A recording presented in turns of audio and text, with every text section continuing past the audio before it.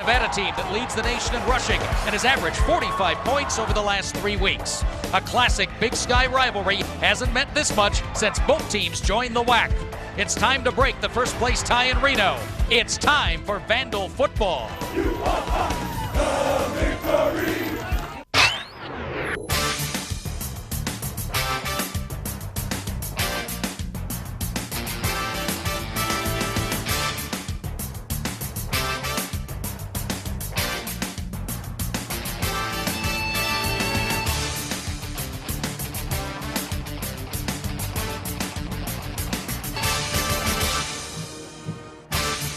From the biggest little city in the world, it's the biggest little football game in the Western Athletic Conference so far this season. The Idaho Vandals look for win number 6 in a row as they take on their nemesis, the Nevada Wolfpack.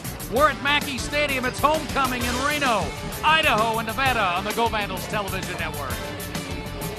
How you doing, everybody? I am Bob Mackay, along with Rashad Floyd. Who'd have thunk this game would be so big back in August, but it's a real testament to what Rod Mackay has done with this Idaho program in just 3 seasons. Well, Bob, like every great story, it started off with a true visionary. Coach Mackay stayed dedicated to what he believed in when everyone questioned his ability to only win 3 games in the last 2 years. Why is this team on a 5-game winning streak and 6-1 overall? Is because Coach Mackay and his staff has the ability to get the very best out of its players. They're reaching their potential, and now he stayed true to his vision. Let's pop the top on our Pepsi Keys to Refreshment, brought to you by Pepsi of Lewiston. And we start with running the football. Idaho's been running very well the last couple of weeks. Well, they need to set up the run game to allow short yardage opportunities so they can successfully convert on their 3rd downs. And on 3rd down, they've got to protect Nathan Enderle from what is a very good Nevada pass rush. They have to slow down the edges of the Wolfpack pass rush. Enderle had a tremendous game last week, throwing the ball with super efficiency. If he has time in the pocket today, he can be accurate and he can throw the ball down the field. And when Nevada has the football, you got to keep an eye on that quarterback.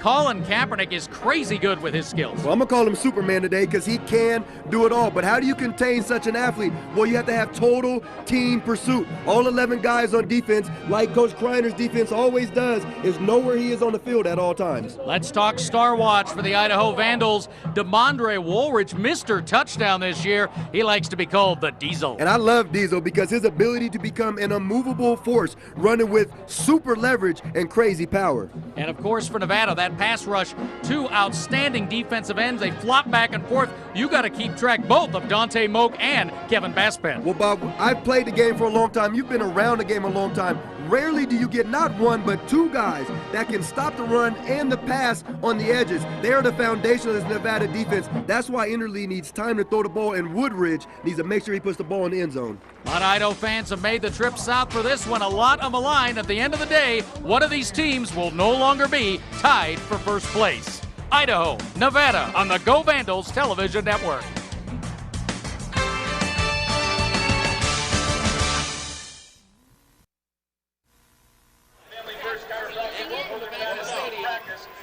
Welcome to Mackay Stadium in Reno. Bob Mackay and Rashad Floyd set to go. The Idaho Vandals and the Nevada Wolfpack. And let's take a look at our Vandal Rewind. We go back to last year's game. This was at the Kibbe Dome, and Nevada got the jump early because of a couple critical Idaho errors. The muffed punt snap, probably the only mistake TJ Conley made all season long.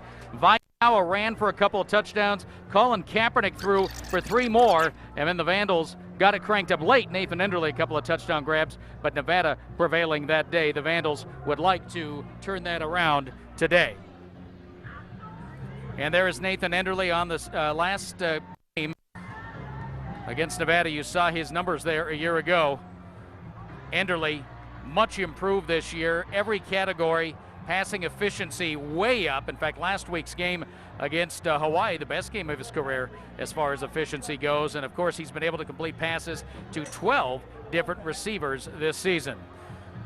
The series history, Wolfpack leading all time, and they have won every encounter in the WAC so far. Last year, 49-14 was that final score at the Kibbe Dome. The Idaho Vandals will get it first. And back deep to receive some of the new faces this year. Matt Harvey, the sophomore from Florida, and of course Kama Bailey, who set the school record a year ago.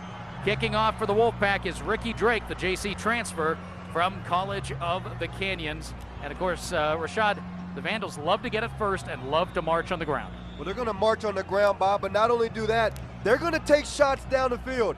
Don't think these guys are on a five-game winning streak facing Nevada, who's had their numbers as of late. They're going to have some chances this year, but they've got to establish the run game like we talked about in pregame with Woolridge. And a booming kick into the end zone. The Vandals will start from their own 20-yard line.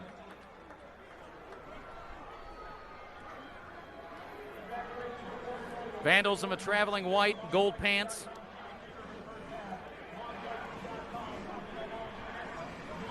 And there's Nathan Enderle with quarterbacks coach Jonathan Smith getting ready to come on the field for the first time. Great to have you along. It's our final scheduled broadcast on the Go Vandals network this season. And there's Nathan's numbers, 64%, 1,700 yards, and that touchdown to interception ratio has really dropped this year. Princeton McCarty is the single back to start the game. Max Comar in the slot, and the notorious Nevada end zone fans making the noise early. McCarty spins and is stopped at the line of scrimmage. Let's meet the Idaho starting lineup, brought to you by Tickets West.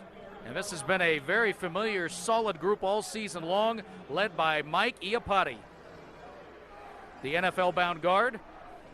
This is your look if you have all receivers in the game. And Woolridge, of course, will alternate at the back with Princeton McCarty and Deontay Jackson. No gain, 2nd and 10. We'll meet the Nevada starters in a moment. Kevin Small motioning. They'll do a lot of that to protect against the two big-time ends. McCarty follows the lead, but again stopped at the line of scrimmage. Good support by John Amaya, a senior safety, as we meet the Nevada defensive linemen. Those defensive ends, the big dogs, Dante Moak and Kevin Baspet, are both just juniors.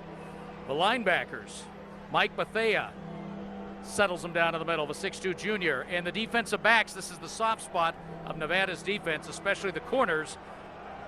But Amaya has made 43 tackles this season.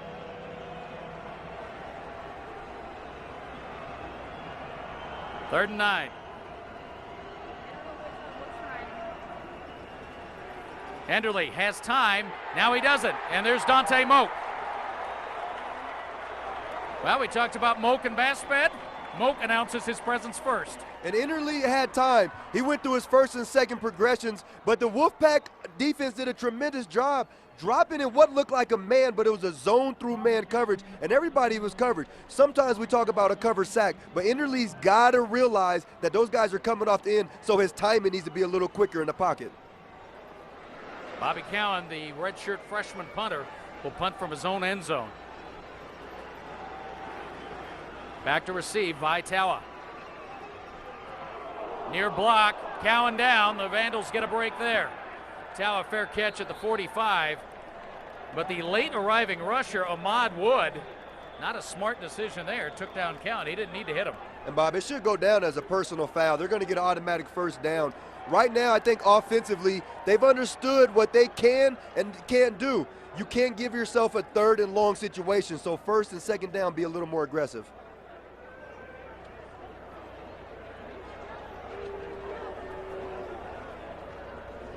And that is indeed a first down.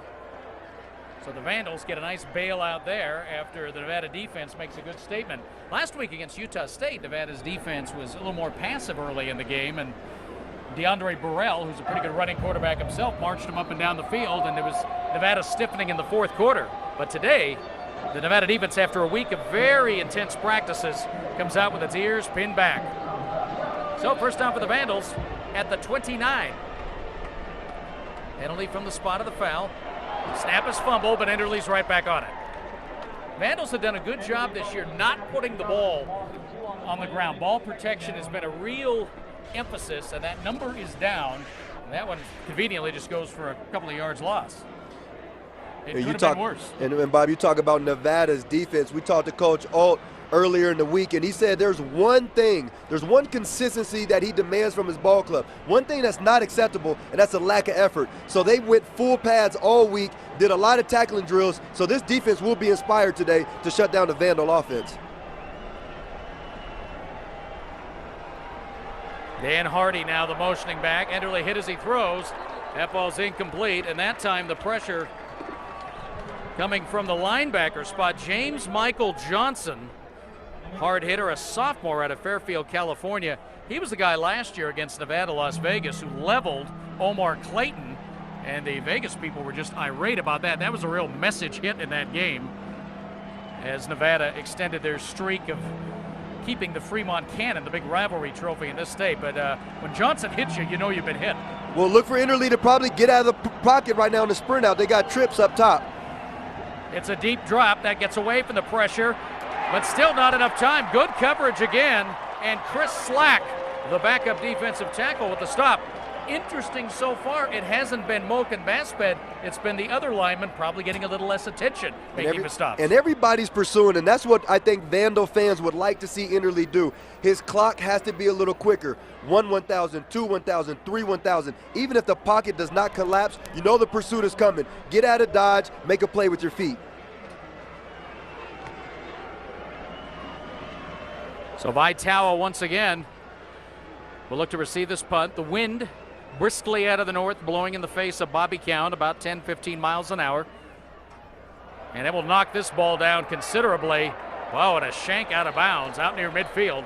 So Nevada will have good field position for their first possession of the game. So if you haven't seen him yet this year, say hello to Colin Kaepernick, the junior from Turlock, California. Outstanding athlete, of course, emerged 2 years ago after an injury to Vistardo Graziani, and Kaepernick comes out, almost single-handedly beats Boise State on national television, and since then has been in charge of this Nevada offense. He's a run threat, a pass threat, tremendous physical specimen, and a lot of reason he has so much success is huge, long strides. Watch when he gets loose. Vandal fans, you've seen enough of him already the last couple of years. Roll, pass, complete in the flat. They go to the other side of the field. And there's Brandon Wimberly, newcomer to this team, and that is his 28th catch of the year. Let's meet the lineups on offense. First, the Nevada offensive line. Alonzo Durham back in there this week, the veteran tackle. He had back spasms and had to sit out. Steve Haley getting the start on the other side. Newcomer because Mike Gillette has been suspended for the year. In the backfield, you'll see alternating Luke Lippincott, Vitawa, and Mike Ball coming back from injury. So a 9-yard gain on first down. We'll meet the Vandal defense in a moment. Fake handoff to Tawa, and Kaepernick with the keeper has the first down. So let's meet that Vandal defense. Defensive line really stepping up big this year. Andre Ferguson, the captain, Jonas Sadaraka. The backers, Seneschal and Trayshawn Robinson alternating in the middle. And of a defensive backfield, Shiloh Kao is playing today. He is not in there now on a nickel formation. Kao, of course, being disciplined internally, but will play in this game. Little option action, and they option around with the tight end, Virgil Green. Green has a first down and more. And that is a new wrinkle for the Nevada offense, running the option with the tight end on reverse. Well, and that's when we talked about Coach Kreiner, the defensive coordinator. He said when you see a typical veer option, it's not a triple option, Bob. It's only one option. Either you give it or you keep it with your quarterback. Right there, they're going to bring the end. It's almost like a fly sweep motion. Now he has a pitch guy, so it is a true triple option on that play. But rarely do you see a big fella that can hit the corner out there in open space and make a play. Haven't seen that much out of this Nevada offense. Chris Ault, ever the innovator. First down Nevada at the 22. Play action. Kaepernick has time. Now he's going to run out of time. Just gets it away as Brandon Arts comes charging at him. That's the maturity, I think, of Kaepernick. When you talk about Superman, not only are you going to be able to physically dominate your opponent on defense, but you have to make the right decisions mentally. Right there, he understood that I'm not going to pressure anything. I'm in the red zone. It was first down. So right now, I'm going to make a good decision. And Idaho Vandal defense, like we talked about earlier, Bob, they're not going to have one, but they're going to have two guys spy on him. They got to keep him inside the pocket. Second and long for Nevada. Play action again. Open again is Wimberly. Same spot. And Isaac Butts comes up to make the play, but after an 8-9-yard gain.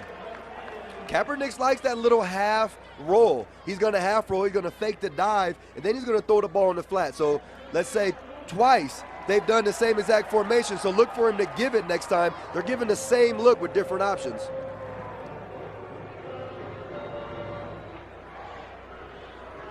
That is enough for a first down. It is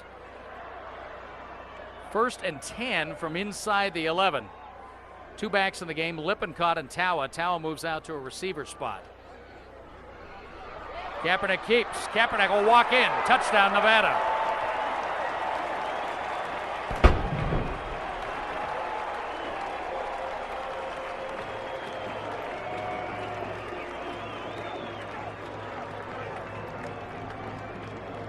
When you look at the replay, you're going to see the end dove down on the dive. So Superman kept the ball. Kaepernick was very poised. He only needs to make one guy miss in that option because everyone else is going in for the run on the dive. Kaepernick making a great decision on the run, not giving the ball, keeping it for himself so he can put the ball in the end zone. The extra point by Ricky Drake is up and good. Nevada scores on their very first possession. Time out of the field. 9:27 to go. First quarter from Reno. Nevada 7, the Vandals nothing on the Go Vandals television network.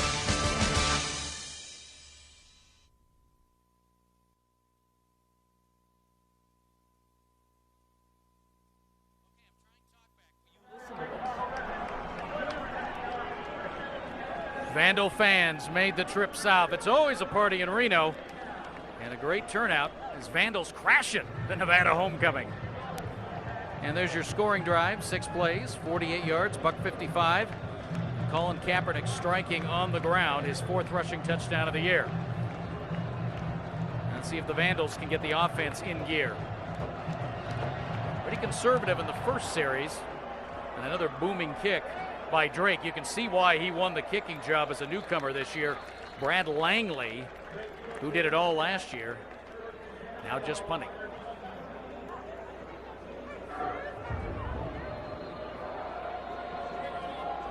Second possession for the Vandals, and we'll see what Nathan Enderle does. We saw Princeton McCarty running the ball in that first series. We'll see Deontay Jackson and, of course, DeMondre Woolridge throughout the game.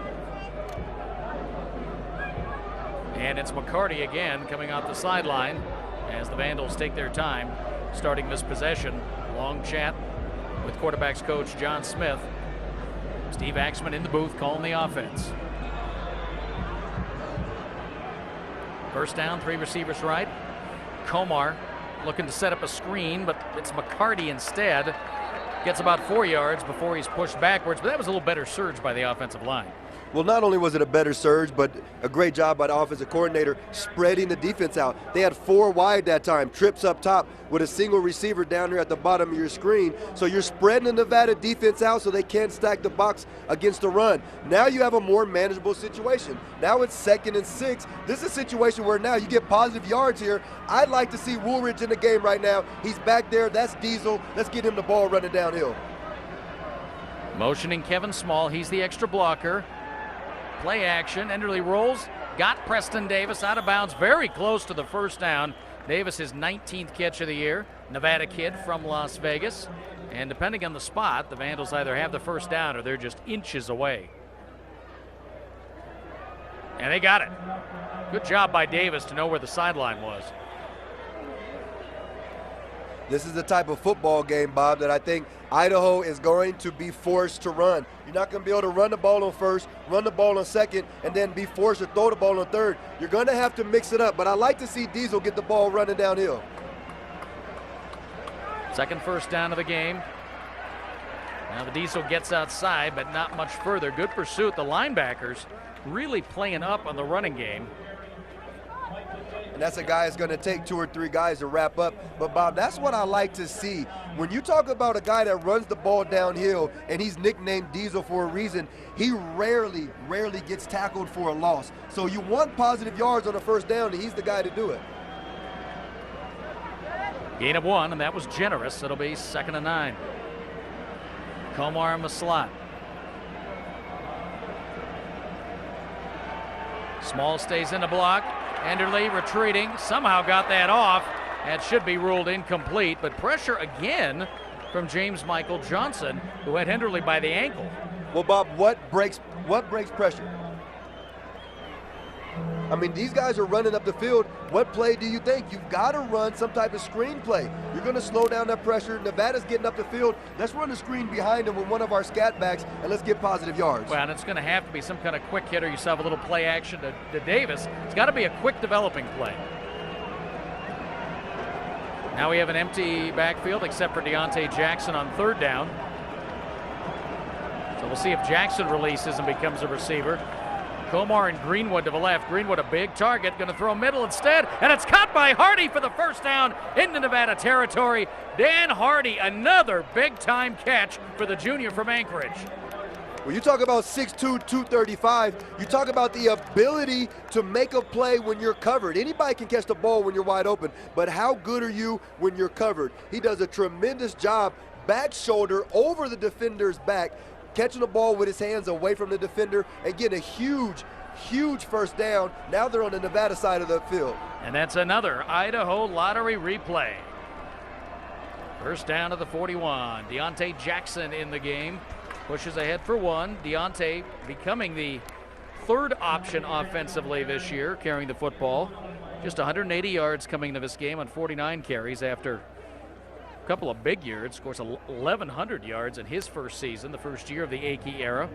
But as the Vandals have added weapons, Jackson is just one of them now. But that's a good thing when you got three backs. And that's what you like to see on the Vandals coaching staff, the confidence in your quarterback to throw the ball down the field and make a play. There was nobody wide open, but he had the confidence in his tight end Hardy to make a play. That's a good communication between the quarterback and the tight end.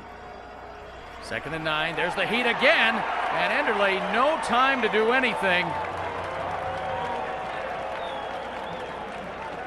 And more new faces. Again, it's not Baspet and Moak, it's Ryan Colson, the junior, who backs up Baspet.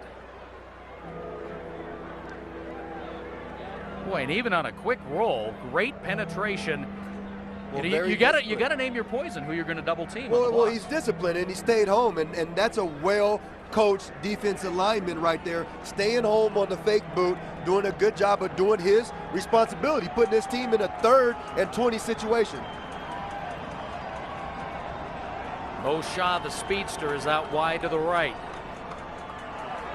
Enderle, no time. There's Baspet and Moak together all the way back to the 40. It's punt time. They're getting away from the game plan, Bob. When we talked to Coach yesterday in the hotel, he said they do a tremendous job on the pass, so we're going to try to run. Well, now they're forced in a situation where they have to pass the ball, and Coach said if we do pass, we're going to have to do 3-step. Well, that was a 5-step drop right there. He didn't have time. The offensive line is having a hard time picking up a twist. It's not the blitz of the Wolfpack. It's just a simple 4-man rush, and they cannot pick up the twist from Moak coming off of the end right there. Well, and that's what both Moak and Baspet do so well. Spread punt formation for midfield, long count. Cowan shanked the last one. This one hangs nice and high. The wind has died down a little bit. And it was touched, and luckily for Nevada, out of bounds. Little brain cramp there for Wood, but he is bailed out.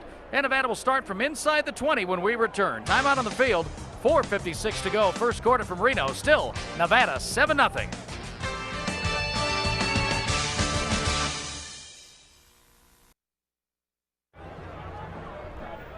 7-0 Nevada in the first quarter. Homecoming day in Reno. You know, we got homecoming next week, of course, in Moscow, and they do a parade here. Same deal. Little tradition. We like seeing that. All the homecoming activities, of course, starting next Friday night in Moscow. And a good crowd here showing up. This Nevada team, of course, started the season 3 losses, a lot of questions, and they've come back with a vengeance the last 3 weeks. First down for the Pack. They hand it off to Vitawa of Powa.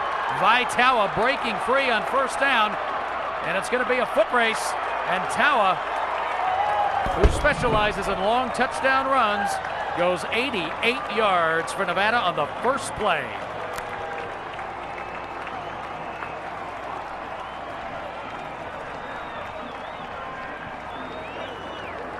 Tawa has a 67-yarder this year. And this one goes 88. We have an injured Vandal player as well, and that is Isaac Butts. Wow, Bob, when we look at this play, just a good job zone blocking, and it was just no one there to make the play. Tremendous hold, good cutback, and then the breakaway speed by the Islander doing a tremendous job finishing on the run. That's outstanding at that size to be able to run away from the secondary of the Vandals. Well, Vitawa emerging last year when Luke Lippincott went down with injury and showed his big playability. So much like the Vandals, they're running 3 backs alternately. Here at Nevada, sometimes they use Lippincott and Tawa at the same time. They also have a redshirt freshman, Mike Ball, who has some serious quicks. And it's good to see Butts up, but needing some help to get off the field. Rob Akey out there checking in his man.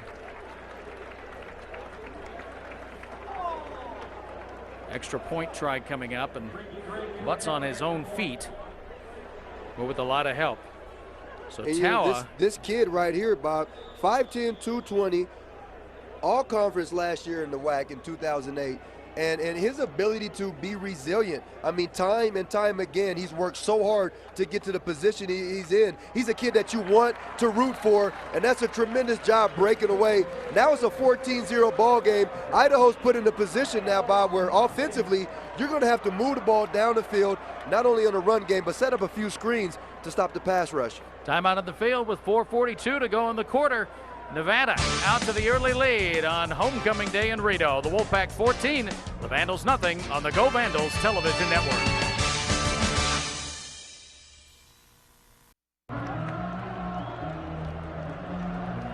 Nevada will kick off with a 14-0 lead.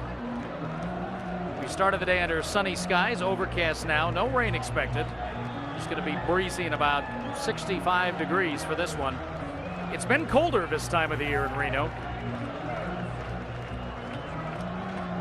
And the very busy Ricky Drake will kick it again. And Kama Bailey might be able to return it. No, he won't. 8 yards deep. Vandals will go from the 20. Well, in the beginning of the game, we talked about the sack sensations, Dante Moak, Kevin Baspet, and already Rashad, they're in business. Well, they just have relentless motors, and Interlee's timing has to be a little quicker. You see Colson, the backup guy, coming off the edge, and then you see the twist. 2 guys that block him, look like they tried to set up a screenplay there, but Moak, Colson, Baspet, all these guys have a motor that will not stop until they get to the quarterback. What needs to happen is Idaho Vandal offensively, they have to match the aggression and the potential of this Nevada defense. See Rob Akey checking in with the defense right now, having a word with Corey Toomer.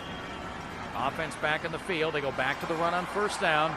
And those linebackers, again, it's been the support of the D-line that's been impressive so far in Nevada. James Michael Johnson in on that again.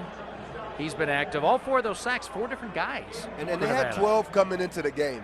And, you know, when you talk to my guy, Nigel Burton, Portland State guy, Oregon State guy, what he does good is just pursue. These guys go until the whistle is blown, and that's how they practice, Bob. And you practice how you play, and today they're playing with passion. Well, and that was the big emphasis this week in practice. Nevada very unhappy with their defensive effort, giving up 32 points at Utah State last week. Enderle does have time, and there's the big guy, Greenwood at midfield. Catch in and out of his hands. That's an outstanding throw. Good coverage. Where do you throw the ball down the field when somebody is in hip-to-hip position? Where you throw it back shoulder, because only the receiver can make that adjustment. So it's a good read, good communication between the quarterback and the receiver. Now the receiver's got to do his job. Enderle had time to throw the ball. He threw it back shoulder away from the defensive back, right in his hands. That was right on the money. I like the throws down the field. And they like that matchup, getting Greenwood out there against the sophomore Isaiah Fry. Good idea. Didn't produce. Now it's 3rd and long. Max Komar in the slot. Maurice Shaw, the deep threat. He's out wide at the bottom of your screen. Deontay releases. He's available. Enderle's got a roll, throw. Got Preston at midfield. Is he inbounds? Oh, yes, yeah. It is. First down, Vandals. And that time, a very good read and patience by Nathan Enderle. Well, what needs to happen when you're down 14-0? You got to have your leader making plays, improvise, buy time. Your rule as a receiver is, Bob, if you're running a short route and the quarterback escapes the pocket, you go deep. If you're deep, you go short. Everybody needs to work to find an open spot for the quarterback to throw the ball down the field. A tremendous job right there by Enderle buying himself time. So Steve Axman switching it up a bit in this series, gets some results. Now a tight slot to the right. They haven't tried Komar over the middle yet. And again, beware of Shaw and Preston deep. Now there's Komar out of the slot. They like this pass. And this is an easy one. This is a short drop. Get 5 yards pretty much every time. Well, when you can throw 3-step, you slow down the rush, you throw the ball in the flat, they're running a man-to-man coverage. So the hardest throw for the quarterback is throwing the ball in the flat, but that's also the most difficult route to cover.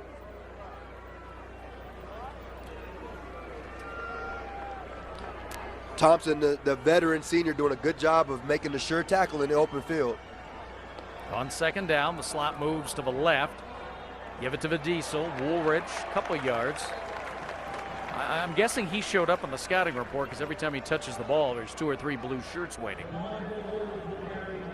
And DeMondre's not a shifty guy. I mean, he's going to run behind the blocker, through the hole, and run you over if you're not ready. So. But there is a difference in being shifty and being patient, and that's what he does have. He's not a shifty guy, but he's a patient back. Once he reaches the hole, then he's full speed downhill. I like his patience. 3rd and 4. Vandals second best in the nation in third down conversions at 57%.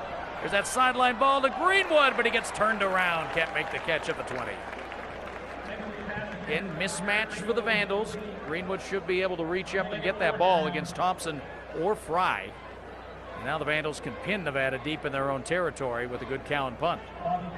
And you never blame a player for being aggressive, but when you're in a situation where you're 3rd and short, you would like to see some intermediate routes to where if the ball down the field is not a for sure throw and catch, then you do want to make sure you pick up the first down. Vitawa, who just scored on the long touchdown, back to receive. Has that big wrap on his injured elbow. Ball bounced up at the goal line and goes out of bounds at the 2. Boy, what a spot by Cowan. Nobody had to touch that. And Nevada will start inside their own 5-yard line. Well, the University of Idaho bookstore has Vandal Spirit apparel and a lot more. The largest selection is online at vandalstore.com. Got to load up for homecoming next week. Yeah, you see the little shorty right there on the graphic. Wonder how old he is. I talk about I have a 3-month-old beautiful baby girl at home. Now I look at kids totally different, Bob. They used to just pay. I feed them, and I give them a lot of candy, and I send them home to their parents. Now I got my own. Now you're worried about that candy. Now I'm worried about that candy. You'll be patrolling Halloween next weekend. Now here's Nevada deep in their own end. Let's see if the Vandal defense can make something happen. Kaepernick in the end zone. Play action, throws middle, almost picked by Shiloh Ko out of the 25. He was going to have to lunge for that, but that ball was thrown short of Wimberly. And Shiloh, who you see in the game now, did not start the game. Vandals were in a lot of nickel. Shiloh back and playing. And you know, Ko Shiloh, I mean, this kid is a playmaker. What do you do so well in the secondary besides make plays? Well, you have to have that instinct. He's got that natural instinct where he has a knack for the ball. He's always there at the right time. He's got to make a play for this defense to play with the passion that they need. He's the leader out there, Bob. Final 2 minutes of the first quarter. Kaepernick will keep this time and stopped behind the line of scrimmage. C of E turned that in. And from behind, that Seneschal with the tackle. Those linebackers have been teaming up. Robert C of E, sophomore from Hawaii, isn't always credited with the tackle, but he's the one that forces the action. But look at the pursuit. At corner, our job is to force everything inside. Now you align your linebacker, Cecile, to run downhill, make a shoestring tackle on Superman. Huge 3rd and long situation for the Vandal to take advantage of. Let's see how aggressive Nevada is. They're going to throw. Cap now will run. Good coverage. Now you got to corral him. They hit him once. Escapes Grimes, and he gets the first down. You only get so many chances with a guy like that. You only get so many opportunities to make a big play against a guy with this type of athleticism. He's patient. He's in his own end zone. He understands the short clock. He doesn't want to take a safety. Now he runs away from the defense. That's the bad pursuit angle of the Vandal defense that Coach Kreiner works so hard for. We talk about team pursuit. Well, not only do you have to pursue the ball with all 11 defenders, you have to take the proper angle. So first down for Nevada. This time just straight ahead, nothing doing there. Looks like Tawa bounced off a man. It's Lippincott, and he's stopped for a short gain. This is when you will be tested on your maturity as a football team. That was a huge first down pickup. We had him in 3rd and long, but you cannot be deflated. You're still in a great position to have tremendous field position for your offense. You're only on the 19-yard line, 2nd and long. Defense needs to be resilient and stay tough in this situation.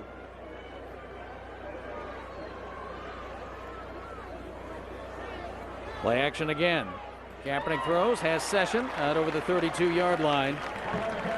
Trey Session, sophomore from Long Beach Poly. And another first down for Nevada out past the 30. We can see where the Vandals are really pursuing hard, and when Kaepernick's able to throw back the other way, there aren't a lot of white shirts. Not a lot of white shirts, but you see Session doing a nice job just running a comeback route, throwing the ball to the sideline, sure hands, sure catch. That's a promising route when you have a quarterback that can get out of the pocket and deliver the ball down the field with the precision that Kaepernick has. And with that, the first quarter comes to an end. It's been all Nevada so far, and homecoming at Mackay Stadium. Nevada Wolfpack 14, the Idaho Vandals nothing. Second half action when we come back on the Go Vandals television network.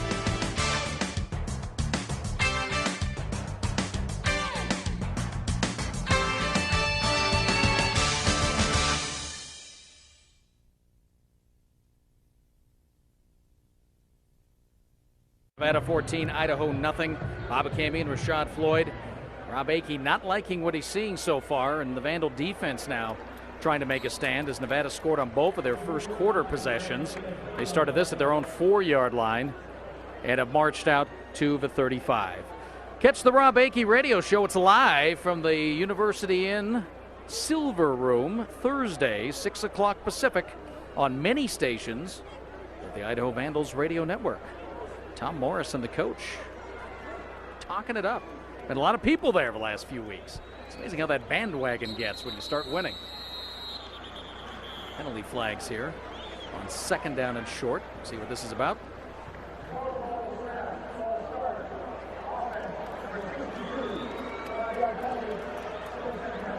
Veteran guard John Bender. There's Chris Alt.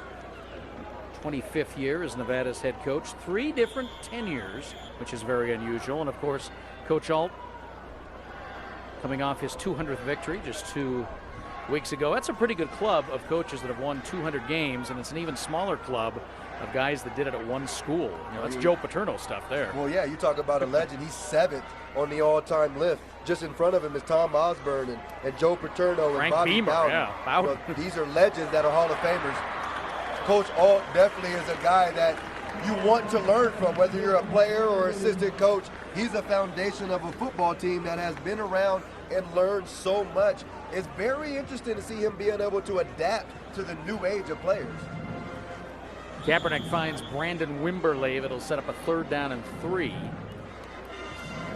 Get another look at that. And again, Kaepernick always coming back against the pressure. And this week, the receivers for Nevada running much better routes. They couldn't get Wimberly in that game at Utah State until the second half last week. Lippincott in the game. Kaepernick keeps. Kaepernick escapes. And this is what Colin Kaepernick does very, very well. No flags. And that is 60 yards and a touchdown for Colin Kaepernick.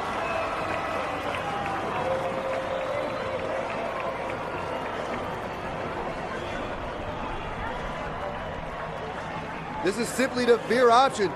You're going to see him fake the dive and keep it. One guy misses, bad pursuit angle by the defense, and you cannot allow Superman, a guy that you know is the best athlete, the best playmaker on the field, beat you. If anybody's going to beat us, it won't be Kaepernick. That was a message that Coach Kreiner sent to his players. They were amped up, ready to go. Right now, they're allowing him to do whatever he wants to do. And it's unbelievable the success that he's having when you know that's the guy you got to stop.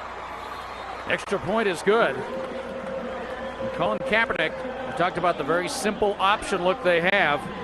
It's pretty simple when you get 6 out of it. Kaepernick, his 2nd touchdown run of the game, and Nevada has opened up a 21-0 lead on the Go Vandals television network.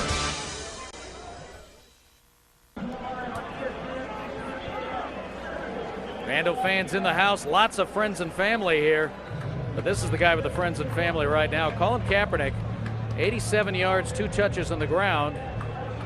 Add to that 41 in the air. And look at that little logo up in the top right. That's your quarterback, ladies and gentlemen. That's not your star tailback. That's not your Adrian Peterson of your team. That's your quarterback. When you run the veer option, you know there's an option where he can keep the ball. Everybody on the field should be looking for him. And if I'm Coach Kreiner right now, obviously, like I know this guy, he coached me at Portland State, and you have to pursue the ball. You can't afford to get blocked when you have Superman running in the open field. And you know that adjustment being made right now. In fact, Coach Kreiner's down on the bench right now with the defense, and he's got linebackers in front of him. Ball gets loose on the kick, but it's covered, and the Vandals will start at their own 22. And boy, you can see the difference the wind makes now kicking into the wind. It is not as easy for Ricky Drake. Here come the Vandals, first possession of the second quarter. And you see the wind and the flags blowing. So we're running with the wind right now. We only have 19 yards rushing for the Vandals. That's something they want to improve on. We talked about earlier, Bob, they thought they would be able to run the ball. Well, 12 rushes for 19 yards is not getting the job done. And let's see if we run first. Enderle checking. Deontay Jackson, nice shiftiness. Nice to see that little cutback out of Deontay. That was a real fixture of his in the last couple of years, and that's 4 good yards on first down. Vandals, of course, we talked about the great start this year. Best since 1994 at 6-1. And it really matches with some of the best performances of the John L. Smith Big Sky teams. And all the other teams that had starts like this went on to the postseason. Maurice Shaw has it in stride. Maurice Shaw will take it all the way. 72 in the touch. Steve Axman always talks about wanting Maurice Shaw to get loose. He's had his moments. He's had every third game the big play. This is what they want to see out of him every week.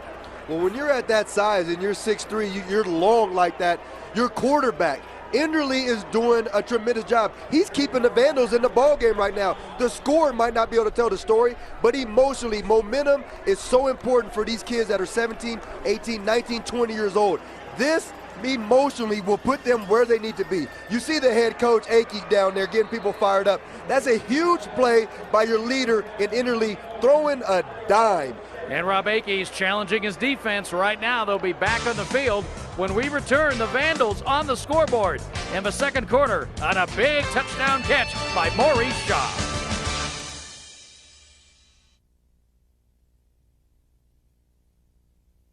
Touchdown catch for Mo Shaw, 60-yarder against Hawaii. 73 just now. And the Vandals get on the board at 21-7. Now, and you saw Rob Akey almost immediately challenging the defense, get back in the field, get the ball back. And for the first time today, we get to see Trey Farquhar kick off, the outstanding newcomer from Southern California, following in the heels of Tino Amancio. Can we go back to that?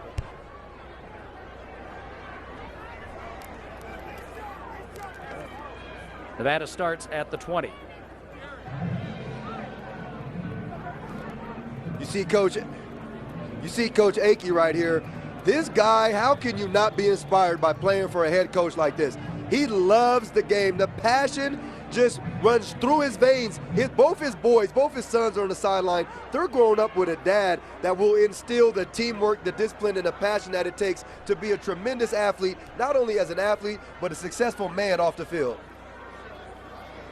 From the 20, simple stuff on first down. Let's talk about Rob Akey a little bit and what he has done transforming this team. Was the assistant at one point to Steve Axman, the Vandal offensive coordinator. And then, of course, a great career at Washington State as a position coach, defensive coordinator for Bill Doba.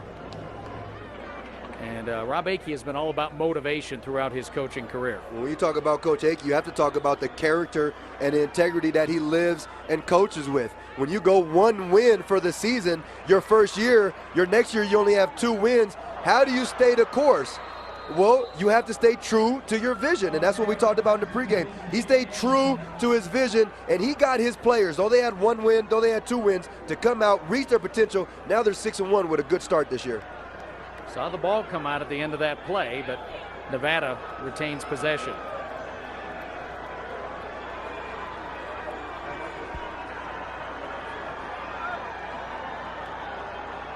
Third down. Wimber lays him a slot to the left. See C of E cheating up. Vandals like to show a lot of blitz. They may have Nevada a little bamboozled here. Kaepernick in trouble. They're all coming. They just missed tripping him up. Kaepernick throws it away, and Moshaw catches it. On the sideline, Vandals will get it back. They got to stop. Well, when you talk about momentum, to me, momentum is emotionally. That's what a huge play by Enderly and Moshaw will do. 60 deep yard touchdown. You're back in the ball game. Now defensively, you guys are inspired and motivated to go make a play. You're still in this ball game. A lot of time left, a lot of football to be played. What happens here is the ball's on the hash. Coach Kreiner is known for when the ball's on the hash, bringing the pressure, because now you have the boundary to work with. Yes, Superman did break the pocket. That wasn't in the game plan, but they did a good job pulling the chain and not giving anybody down the field for Kaepernick to throw the ball. Huge stop for the Vandals. First punt of the day for Brad Langley.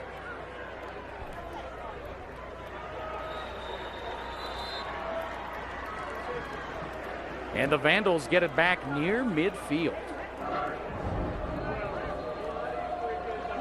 So momentum has changed indeed. Rob Akey getting right in that huddle as the offense gets ready to go back. Of course, next weekend is homecoming at the Kibbe Dome. The festivities start on Friday night at 8 o'clock. The parade Saturday morning. And oh yeah, the game, 2 o'clock Saturday afternoon against Louisiana Tech. It'll be a great day to fill the dome. Deontay Jackson getting loose, and it's another breakaway for the Vandals. This time Jackson will take it home with no flags, 59 yards, back-to-back big plays for the offense, and it's 21-13. Anything you can do, I can do better. They're tired of me talking about Superman, and rightfully so. Do something about it, fellas. Well, I tell you what, we got guys on our field. This is what they're saying right now. We got guys on our field that are wearing white and gold that can make plays just as well. We're explosive. We're dynamic. We got Mo Jackson. We got Shaw. We got these guys that can do a tremendous job in the open field, run away from the defense. And look at him. Coach Akey is chasing him down the sideline. Hopefully he didn't pull the hamstring, but he did run a few of his assistants over. But that's the passion. That's football, Bob Akamian. And I tell you what, when you're down 21-0 in Nevada and you have a 5-game winning streak, you're not going to go out in a silent night. Timeout on the field with 11:15 to go in the first half. The Vandals taking over in the second quarter. They're back within a touchdown. Nevada 21, Idaho 14. From Reno, Nevada, you're watching Idaho football on the Go Vandals television network.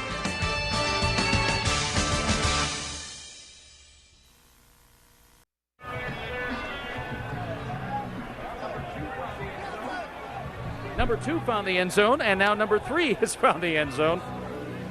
2 big plays. Deontay Jackson from 59, Moshaw from 73. It's 21-14. And boy, this brings us, Rashad, to what Urban Meyer always talks about, making the big play. Teams that make 2 big plays win 80% of their games, according to Urban Meyer. And he ought to know. Well, there's very little difference in these ball clubs as far as talent. Both of these guys can play, and you see the guys out on the field mixing up. Hey, it's homecoming, baby. This is for the WAC lead. This is for the top of the WAC right now. Place. Idaho is 3-0 in conference. Nevada's 2-0. This isn't for no bragging rights. This is for us to go to a bowl game. Idaho, we haven't been able to mention bowl in a long time. So there's a lot at stake right here for these ball clubs, and you can see the passion and integrity coming out in the players right now. And frankly, we've talked about bowl eligible all week after beating Hawaii. Yeah, 6 wins makes you bowl eligible, but with the number of slots available, it doesn't guarantee it. Absolutely. So 6 is fine, but 7's better, and 8 will probably get you there. So this is a very important game for the Vandals, and for Nevada, sitting at 3-3, they need to win games if they're going to go to postseason. So this is, I don't want to say it's a bowl elimination game, but whoever loses this game will have a much harder road to play in December. Wimberley with the catch up over the 40. And all 4 of Wimberley catches have been on that short half rollout by Kaepernick, and Wimberley hits the flat. And right now they did bring the pressure, but you have to maintain the integrity of the defense, meaning you're not going to allow him to get out of the pocket, Bob. And so many times Kaepernick has been able to get out of the pocket. Keep him in there, corral him. Now you bring the heat from the outside.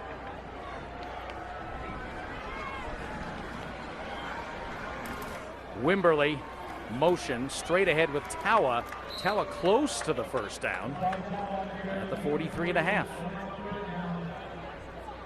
Nevada scored on their first 3 possessions to lead 21-0. Now the Vandals have scored on their last 2 and forced the first punt of the game. But now Nevada's starting to move out near midfield.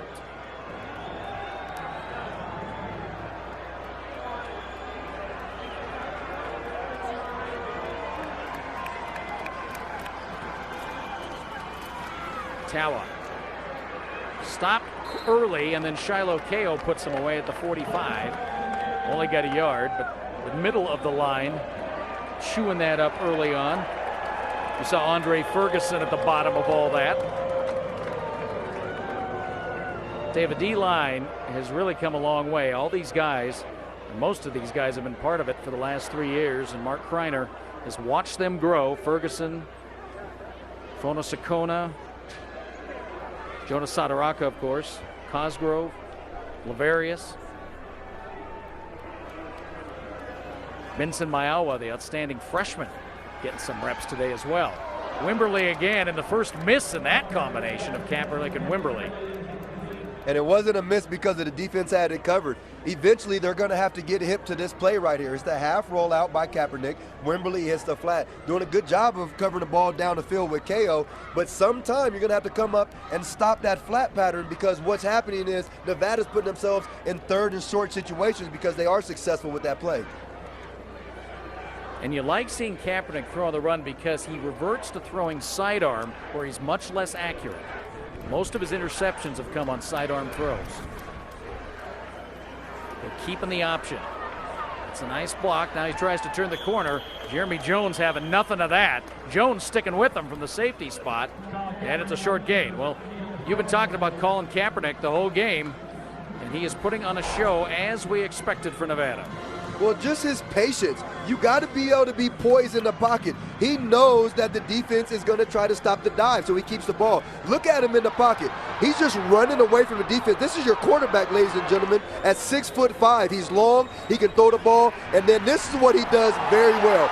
Run away from the defense. To be able to have the outstretched legs to run a 4-4 in open space is very special. And he throws on 3rd and 5, and it is complete to Wellington, who had the first down, retreats, and then comes forward. Boy, where are they going to spot this? Rob Hickey is lobbying for a spot. Wellington, the junior, they do give him the first down. Wellington been hot and cold over the last couple of years. He's the most veteran receiver, but sometimes disappears in games, just doesn't get to his spot, doesn't get open. And that's the point of attack right now that Vandals have committed to giving up. They want to maintain that, hey, Kaepernick is not going to be the guy this time. First down, Tawa. Comes straight forward. I'm impressed on how Ko does a good job of being able to support the run from the safety job. You're going to see him continue to come up in the open field, put his hat on the ball, and his form, his technique of tackling is just as good as anybody else that I've seen on the West Coast. Ko, of course, leading the Vandals, coming in 64 tackles, has 3 picks. Now you project him forward. Is he a free safety playing on Sunday? No, he's a strong safety. He's a strong. He doesn't have the. I don't think he has the ability. He's not flat out quick enough. Exactly, but he can feel. He can read the curl to flat. He can feel on the run and do a good job against the pass. He has a knack for the ball, and they like that. Kaepernick goes deep for Wimberley. That'll be a first down inside the 20. Boy, this is a cat and mouse game. You focus more on Kaepernick running, opens things up in the middle. Well, you have Ko in the secondary right there, 12 yards off, guarding Wimberly in the open field. Easiest throw for the quarterback to make, Bob, is in the middle of the field. Easiest throw, easiest catch for the offense. So Ko needs to do a better job of maintaining inside leverage and maybe a little bit more pressure on Kaepernick so he doesn't have that huge window to deliver the ball. Nevada at the 15. Lippincott through a small hole, but good yardage down inside the 10. The workhorse, Luke Lippincott, was back from the injury last year, a 6th-year senior. And I'm impressed in how Nevada's offense right now is maintaining this no huddle offense in this era up here. They're obviously used to it, but the big guys are doing a good job of getting off the ball every time. They're matching the motor of the defensive line. The offensive line in Nevada is doing a good job moving down the field. Kaepernick will keep it this time. Reads it well, but gets smacked just short of a line of scrimmage. Was that Shiloh Ko? No, I think that was your Jeremy Jones. Yeah, that was your guy, number 6. That's still good for the first down. But that was one serious pancake tackle. I think that was Jeremy Jones. Kaepernick keeping the ball, coming up. Bomb. Oh, that was your boy. That was 51. Trayshawn Robinson. Yes, sir. And Trayshawn has a tremendous story. He makes a few more plays. We'll have an opportunity to talk about him. Well, he was lights out against Hawaii last week. There's Lippincott on first down, trying to turn the corner. Won't happen. Down around the goal line. Coming up to make the stop.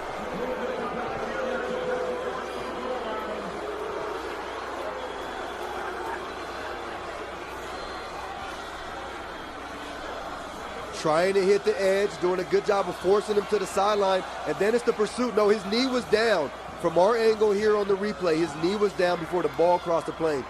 Great opportunity right now for the Vandal defense to step up. They're coming into this game the #1 rush defense versus the #1 rushing offense. This is a huge opportunity for a goal line stand for the Vandal defense to stay the case. You saw the numbers. Nevada averaging 293 a game, leading the nation. By the way, that tackle, that was Corey Toomer getting some action, the JC transfer from Vegas. See another number 3 in there. That's not Deontay Jackson. That's a big-time play right here. Nevada's going to be forced to put the ball in Kaepernick's hands. The Vandal defense just said, no, you're not going to run the ball up the middle. All of our guys on defense are playing with great leverage and getting off the ball. So we're going to step up right now, 11 on 11, mano a mano, man on man. Who wants it more? Opportunity for a 3rd and goal situation. Get a goal line stop, fellas.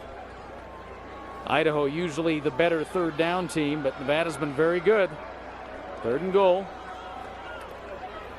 Tawa cuts it in. Fumble. Tawa to the line. The ball's out. I think the Vandals have it. Somebody put their hat on the ball before he entered the end zone. This could be an unbelievable break for the Vandals if they recover the ball.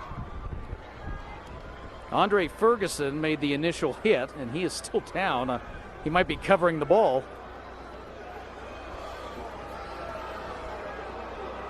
Still no signal. Okay, there's the ball. It might be Nevada covered it, but it's not a touchdown. No, it looks like the ball is definitely short of the goal line. So there's a lot of questions here. The spot, who has it?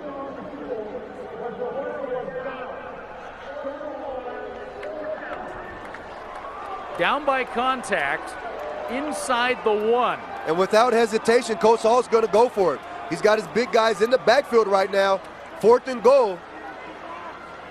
Got to be on the half-inch yard line right here, Bob. Tawa and Lippincott. Look for the keep by Kaepernick. He's going to put the ball in his own hands. Changing the play, it looks like. And even on 4th and 1, he takes the pistol snap. Tawa, big hole. He's in. Touchdown, Nevada. Kaepernick obviously saw something because that was a pretty good gap for Tawa.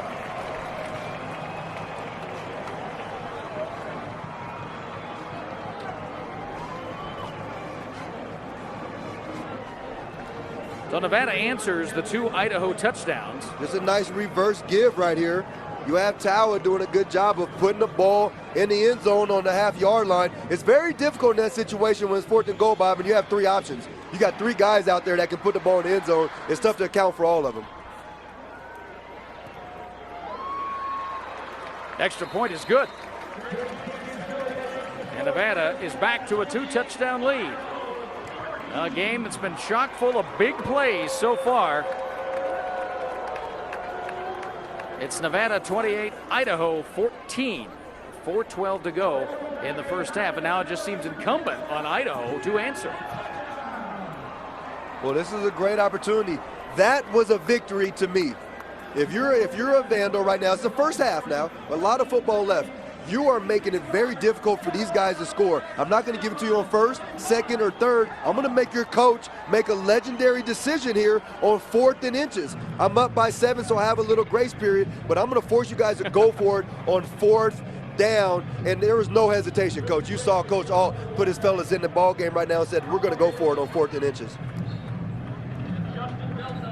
Now, Chris Alt's called a lot of offense over the years, and you know he was thinking about that on a 3rd down play. And so after his heart restarted, after they ruled no fumble, he had the 4th down play ready to go. It's tough. You're on the goal line. You have 4 plays to stop the #1 rushing attack from getting in the end zone. And they did a good job on the first 3 downs, and the 4th down, they just fell short.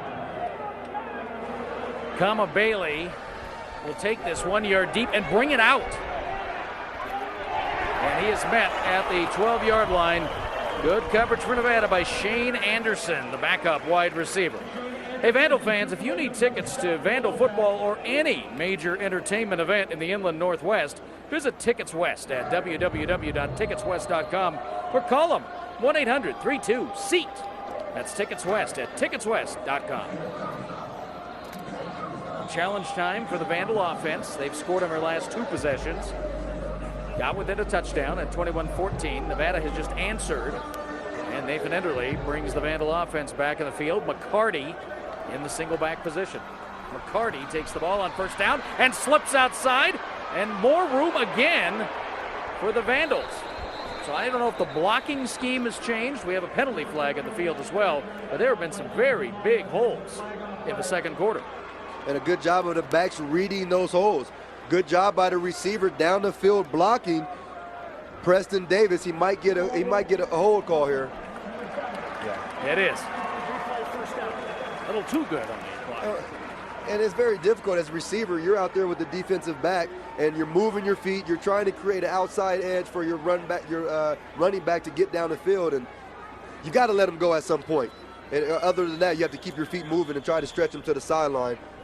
But when the receiver's down the field attempting to try to block and try to provide a few spaces for your tailback, you don't fault him for his effort.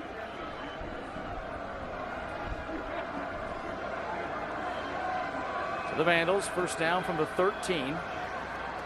There's Komar out of the slot. Good spot for him. Max to the 25, 1st down. That's really been the money play this year for Enderle. Get quick release on that. Komar across the middle, not afraid of taking a hit. Well, it's a good job. You're forcing them to run away from the linebacker. Komar is going to run away from the linebacker in that position. And Enderle, like you said, he has a short clock right now. They have not got to him since the 1st quarter, Bob, and so it's a tremendous job offensively mixing it up, slowing down the rush that was so dominant in the 1st quarter. Komar now has a catch in 21 consecutive games. He's got 2 today. He's in the double slot along with Davis. That's where Enderle's looking. Wants to go deep. There's Mo coming back for it. Juggles it, and he's got it! Shaw with the juggling act. His 2nd big touchdown of the day. 72 yards this time. Mo Shaw, thank the Lord one more time. I love it. That was an opportunity for you to make a huge play, and I'm just so impressed consistently by Enderle's ability to throw the ball down the field to let his receivers make a play. I mean, check this out. He puts tremendous air under the ball, and I'll take those chances all day. All day.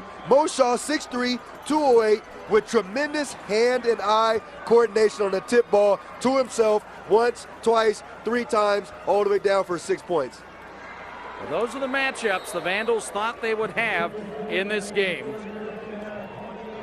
The extra point is up and good, and the lead is back to 7 for Nevada at 28-21 with 3 minutes and change left in the first half. So the Vandal offense answers again, and that was another Idaho lottery replay.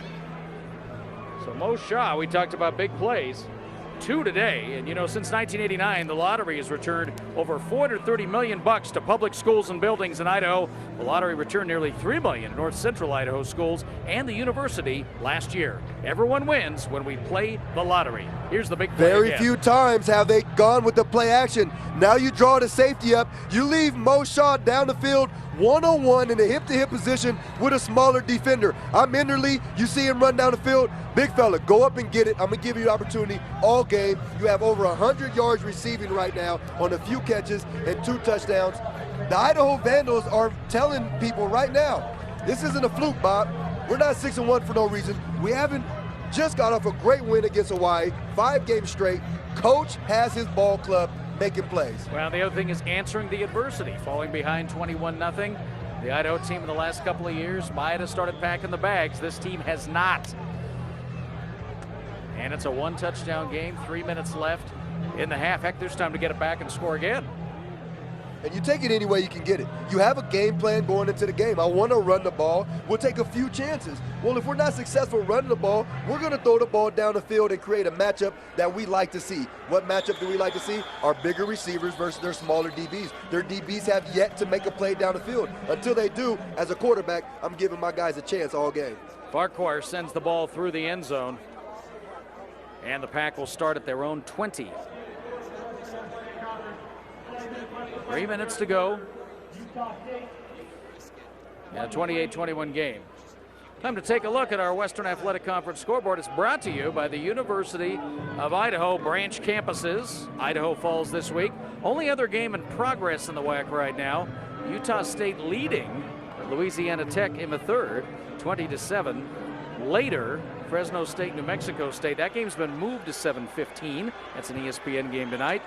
And later, Boise State in Hawaii. Kaepernick on first down, pursuit, and down for no gain. And you see Ko coming up from his safety position, not allowing Kaepernick to get outside. He's trying to hit the corner all game. And Ko, hey, when you're 6'5" like that, I'm chopping you down to 5 feet tall. I'm going at your legs. Great job of coming up from the safety position. That's your playmaker. Your playmaker on offense has been Mo Shaw. Your playmaker on defense today has to be Ko. Shiloh Ko, big stop there. In a 1, 2nd and 9. Tawa, play fake. Now Kaepernick, deep, middle, Wellington, too hot. Grimes sticking right with them. We were talking last night with Mark Kreiner about Grimes, the exciting freshman from West Seattle. Guy that was going to be a Washington Husky and decommitted with the coaching change. And tell you what, this guy runs 4.40. Great student athlete. Came out of a high school program that wasn't very successful. But he has found himself some reps on this defense. Well, he's got some legs on him, and this kid can stretch the field. And they did a good job of picking up that hash blitz that Coach Kreiner likes to do, creating a one-on-one matchup down the field. Kaepernick took a shot. Huge opportunity for Idaho to get a stop here and maybe score one more time before half. 3rd and down. Here comes the pressure on the screen. Tawa has it. Tawa gets the first down. Now you got to tackle him, and Grimes does it, fighting off the block, and now a late flag. Not sure where that's way downfield. That could be holding. He had both receivers deep downfield blocking. We'll wait for that Usually something that far down the field is either a block in the back or a personal foul. Illegal block in the back. Yep. Offense, number 14. 10-yard penalty, replay 3rd down. So that is not a first down. That wipes it out. That was a well-executed play. It all goes away because of the block in the back.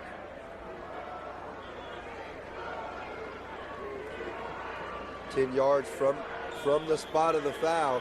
Now you have yourselves in a 3rd and short situation, deep in your own territory.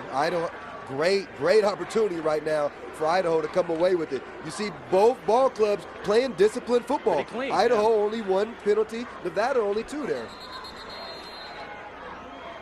Now it looks like we have a timeout. I think Nevada wants to get this right on third down, and it is. Timeout called by the Pack with $1:50 to go.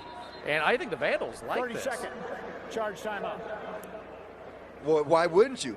Why wouldn't you? Because the clock stopped. You're going to get the ball back. Oh, absolutely. It's a huge opportunity. This is a big opportunity. You can't say it enough. For all the Vandal fans and for Nevada, for both sides of the ball club, this is a very momentum-changing play right now. 150, if they do get the first down. Let's say they get the first down, Bob, right? Now Nevada's going to do a good job of soaking up the clock so Idaho can't get the ball back to score. Vandal football is brought to you by your Northwest Dodge dealers. Dodge is the official vehicle of the Idaho Vandals. If they don't get the first down, now Idaho in Interleague is going to have an opportunity with a minute, maybe 30, maybe 40 left to run their 1-minute offense, and they're rolling right now. They're hot, baby. Well, and you know, they've set themselves up well getting Shaw involved, because now Greenwood, who nobody can cover because he's so tall, you could always go back to the other side of the field. There's your third down numbers. Nevada, outstanding job, 4 or 6, but there's no bigger third down conversion right now in this game than this one here. Lippincott in as the back. They give it to him with blockers. Lippincott driving forward. I don't think he got there. He had to get over the 30. Oh, he's well short. Tremendous pursuit. And you have how you say that? Mayowa? That's Benson Mayowa, the freshman from Inglewood. Benson Mayowa. I mean, there's some young guys on this field that can pursue the ball from behind. He ran him down from back there, and it was a very generous spot there. If we see a replay, I think that was a very generous spot because Mayowa ran him down from behind, and I think his knee was down. Oh, and he gets the first down. Well, you're right about that. Mayowa, you look how lean he is. He's 6'3", 185 pounds, and the thing the defensive staff likes about him is he's got a great frame. They think they can put some weight on him, and he's going to be a dangerous rush end. I would like to see that spot again. I would like to see that spot one more time. Here it is. Say Mayowa coming from behind, knee is down there. Oh, he might have fell on top of a lineman. Got the ball forward. And got the ball forward. Play is under review. They're going to review it. So. I like it. I like it. Did you pick up that review phone and call? Yes, sir. I hit him on the pager right there. Coach Akey, you looked up here and said, Rashad, get something done for us. That was too close in a crucial situation, Bob, not to take a few looks at it. But it may have been the extension at the end of that, because this is a big deal here. All right, this is probably going to be the best look. You see the handoff, trying to get outside there. Great pursuit. See, there's the third. There's the light. Oh, he's not there at all. Tough to tell. He's not there. That's the 30-yard line. This is a little behind the action. Lippincott falling forward. He's got to get to the 30. Actually, he's got to get past the 30. He did not make it. No way. Not even close. He had to get past the 30. Yeah, let's look at it from here. Lippincott doing a good job getting up the field. Look at Mayowa's pursuit. Look at the defense holding hitting him up, too. He's down right there. I don't think even after he was finished with getting on the ground after the tackle was completed, did he get the yardage. And it looks like the decision's coming. Aaron Laverius was in on that too, but Mayowa gets all the credit for wrapping him up and holding him. I think with the lineman underneath him, the only question that they have is if it was not enough visual evidence to overturn it, because they did call it a first down. Well, this look, I think it was the first look we had, really tells the story. Well, they have to get past the 30. Yeah, not to it, past it. They have to get past it. Just so you know, today, it's a little different in every stadium of the WAC. Today, the officials have access to our replay. Sometimes it's the stadium replay, sometimes it's both. Sometimes it's a different broadcast. Well, if it's our replay, then we should be able to go ahead and send the word down that was not a first down. The replay officials get to make that decision. But it is a different in each stadium in the WAC, and I like to bring that up. Now, this is going to tell the story. There's the 30-yard line where Laverius is landing. See, he's not even close. Well, it's tough to see. You cannot see the ball. He's at the bottom of that. But, I mean, he didn't even get, no part of his body is to the 30. That should be it.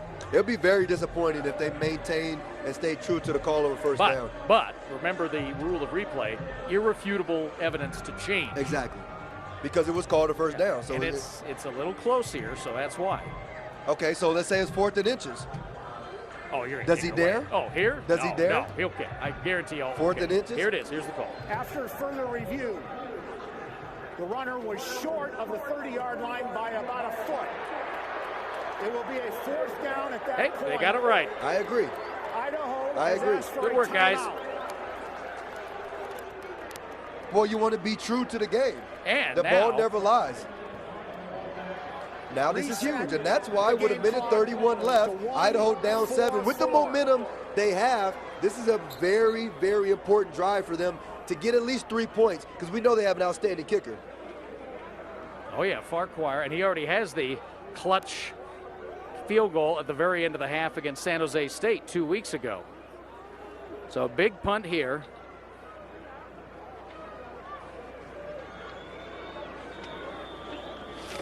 Shiloh Kao, the school record holder at his own 31. The punt into the wind and shanked. And the Vandals will have it at midfield. Greatest game in the world, Bob. Greatest game in the world at any given moment. And this is what I learned from Jerry Glanville and a few coaches I played for. You never take a play off and you never doubt yourself for a minute, because you do not know which play is going to determine the game. That play right there, that review, might determine the game. That's why you play every play to the whistle. You never know which play is going to determine the ball game. And that's one of the things Rob Akey had to convince his players when he first came in, some of who'd been through 2 coaching changes, you know, had been told a lot of things. I'm going to be here with you. We're going to do this. And then it changed again. He had to get that through their heads. And it was hard the first year, but you can see it's coming to work now. $1:38 to go in the half. And Enderle wants it right now. There's Shaw. Held up a little bit at the 10, but no hankies come out. When you talk about Akey's message, well, this showed today. You're down 21-0. A lot of ball clubs, maybe last year, maybe the year before, or maybe other teams that don't have the proper leadership would quit. It's 21-0. But no, it's the resiliency. It's the message. It's the vision that they've stayed true to, that coach brought in from day one. Whether they won 1 game or they won 2 games, the message was the same. Be relentless and never exhaust the possibility of giving maximum effort. Doyle Miller on the coverage there, the veteran who's lost his starting spot, but sees some action on 3rd down. Enderle with time, throws for Shaw. It's out of his hands at the 25. That'll be incomplete. And again, Doyle Miller. Well, they found a guy who can hang with Shaw now. Well, you throw the ball down the field, you throw the ball down the field. Now you have the defense playing a little softer. So what you run, you go ahead and you run a comeback route. I would like to see Shaw get up on the toes of the defender to give himself a little more cushion, but the ball was put in the right place. You got to catch the ball for your team right now. Big 3rd down here.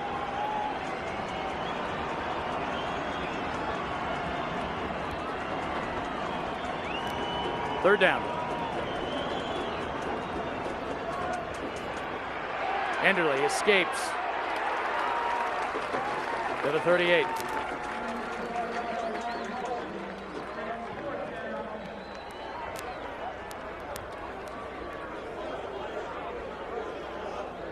Will the Vandals give it back?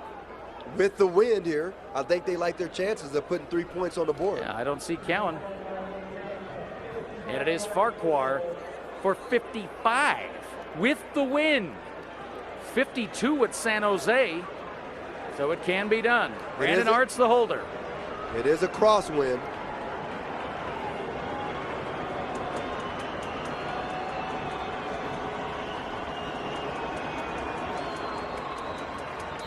Timeout, Idaho. Idaho. And Art saw something. Second charge timeout of the half. So they got the timeout. Get again, you want to get things right. Well, not only that, but they let the clock run down to 40, the very last second. Why not run the clock out? If you miss, you don't want to give Kaepernick and the offense time to move the ball down the field. So I like their coaching decision there. Let the clock run down, chew up as much time as you can, just in case we miss this kick here. Well, let's talk about the turnaround this year. The Vandals last year to this year, scoring 10 more points a game. Defense so much better. The rushing defense, huge improvement. Also the turnovers. And it's all the way across the board. But what we talked to the coaches about yesterday, Bob, and you alluded to this earlier, there's a lot of young guys that are now juniors, that are now seniors. They have the leadership to overcome great odds and to play good football. And that's the difference here. They have juniors and seniors that's been here for a long time that can make plays. Here it is from 55. Farquhar.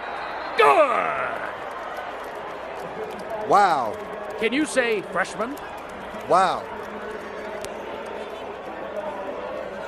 And already that's his 12th field goal of the year. And it's so funny emotionally, man, when you're a young guy and you're so emotionally invested in the game. Nevada is going to go. They're players.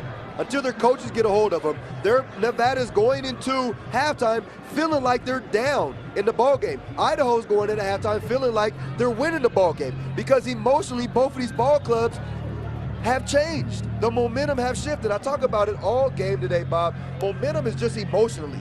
That's emotionally, where are you at mentally? And right now, Idaho is on high. An amazing turnaround since trailing 21-0. Vandals have found a way offensively. And really, they're getting the point that they're making Nevada miss. They're finding holes. They're getting the receivers open. They knew they'd have those deep patterns available. They like those matchups with Shaw and Greenwood. And of course, Shaw's got the 2 big catches, but even the backs hit the holes, sliding off. This is a game made for Deontay Jackson with his cutback ability. And the Vandals are starting to find some weaknesses in Nevada's defense.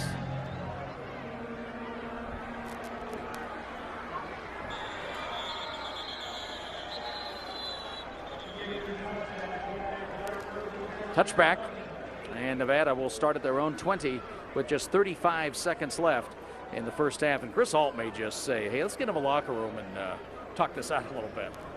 I don't know if he's gonna try to throw a home run here. You might put it in Kaepernick's hands. I think you wait and see what happens here. You're going to see maybe a screen. You're going to see that veer option. Kaepernick could keep it, but look for him to keep it, try to get to the edge, and still throw the ball down the field. This offense is very aggressive. Oh, they come out in victory formation, so he's going to kneel it. Yeah. And, there's a time to do that. Sometimes you think, let's hit the reset button. Did some things well early, but the Vandals have taken control in the second quarter. And the Wolfpack homecoming crowd is not like this. If the Vandals had more timeouts, they would take a timeout now. But they only have one. So there's still not time to force the punt. So a very odd situation as we come to halftime with both teams slowly walking onto the field. Nevada does not want to run another play. Final 10 seconds ticking off. Well, I think we're set up for an outstanding second half. The Vandals with energy, saluting their fans on the far side of the field. After trailing 21-0, it's a 4-point game. Halftime at Mackay Stadium, Reno, Nevada. Our score, the Nevada Wolfpack 28, the Idaho Vandals 24. You're watching the Go Vandals Television Network.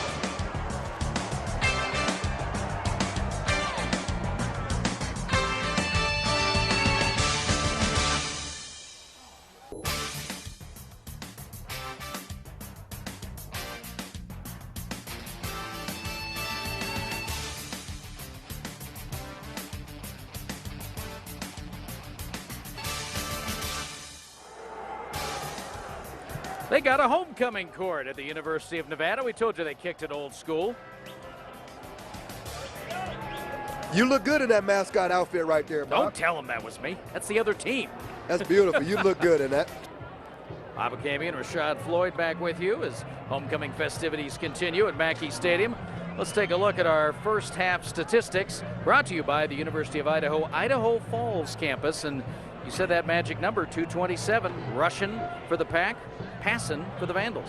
And then you see the pressure that Nevada was able to do, and that was all in the first quarter. 4 sacks for Nevada. But it's the third down conversions, I think, for Idaho. That's got to be a message.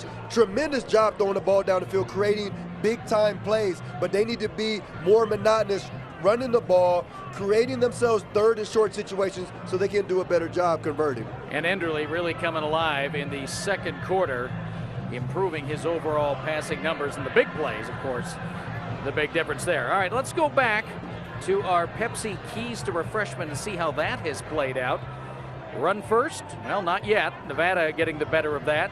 Protect Enderly? Not early, but lately okay, because he's had time to throw those balls. Contain Cap? Not yet. Well, if you're an Idaho fan, you're grimacing right now by our third key, contain Kaepernick. We've not been able to do that. 198 total yards, and there's been a lot of big plays. You talk to the coaches, what's worse than giving up a big play? Well, giving up to the guy that's a star on the team that you've worked so hard all week in practice to contain. So right now, Idaho, Bob, has to do a good job of keeping him in the pocket. Don't let him be the one to put points on the board. And then tremendous job of throwing the ball down the field to Shaw. But I like Deontay Jackson's ability in space to create the running game. Let's take a look around the rest of the WAC scoreboard today, brought to you by the University of Idaho, Idaho Falls campus. One other game in progress right now.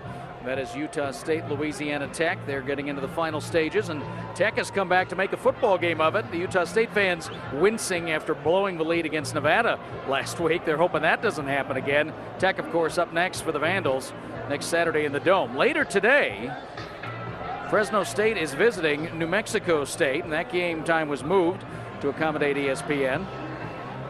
And then late on the islands, the Broncos trying to stay perfect. They're going to have to win them all to get into a BCS game, and of course that affects everybody else's bowl fate. Nathan Enderly, Rob Akey coming back out on the field. And as we take a look at the WAC standings, no changes yet today, but why this game is so important is because these teams, along with Boise State, are tied for the lead.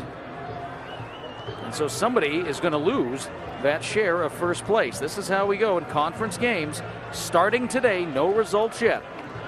And of course, Fresno State playing some very good football right now. They'd like to think that a one-loss team could win the conference. Remember, they lose the tiebreaker to Boise because the Broncos got them early. But I tell you, Fresno is pounding the football right now. Maybe the best running game in the country. And you're going to match them up. You're going to see them play Nevada, who coming into this game, Nevada did have the top rushing attack in the country. And Idaho, the #1 rushing defense, and they've yet to prove that. I think the front seven for Idaho needs to do a better job of getting off blocks, Bob. They're reading the keys. Coach Kreiner has them in a good position, but they got to get off the blocks. And I think if the defensive lineman can do a better job of keeping the blocks off of the linebackers, then the linebackers can run free. And we talk about it all the time. They have guys that can run downhill and smack the quarterback. And we're going to find out right away because Nevada will have the ball first to start the second half. You can see the wind, which has been a factor throughout the game for the kicking game, and it's blowing even a little harder now, up around maybe 20 miles an hour. It's blowing the length of the stadium. Farquhar had it behind him on that field goal attempt, the 55-yarder. And that could play a role in the second half. So Nevada will have the ball first, and the challenge will come to the Vandal defense right away to stop the running game and as always, just contain Colin Kaepernick. You're never going to completely stop him. Of course, Chris Ault, I know, not thrilled with what's happened in the second quarter. Well, there's 2 points that we have to make, I think, when you talk about Nevada's defense versus Nevada's offense, versus Idaho's defense. You have to look at Wimberly. Wimberly has 5 catches for 62 yards, all on 4 of the same exact plays out there in the flat. So Kaepernick's going to do that half rollout, set up, and hit in the slot Wimberly on that flat pattern. He does have a nice pass down the middle on the reception, but there's 2 plays. Stop Wimberly in the flat. Don't continue to give up the same play that they've been successful on. And then for Kaepernick, you have got to maintain him. Make him beat you with the ball in the air, because I think once the pressure comes, they can be successful. Rob Akey liking how the first half finished. We'll see how the second half plays out. Nevada already out on the field. Should mention Nevada has back from the injured ranks Mike Ball, who's back in the end zone right now. Pretty exciting young player. Did not get to play last week after hurting himself on punt coverage.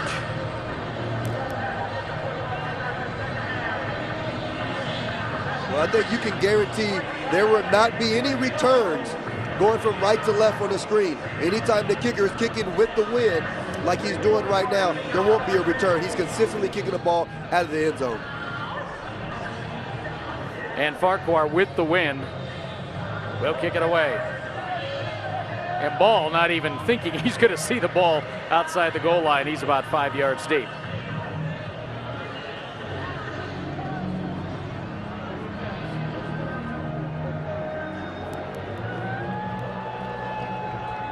Ooh, and an onside kick, but it looks like the Vandals are offside. Diving after it is Greenwood, who's, of course, the expert at returning onside kicks. So Rob Akey.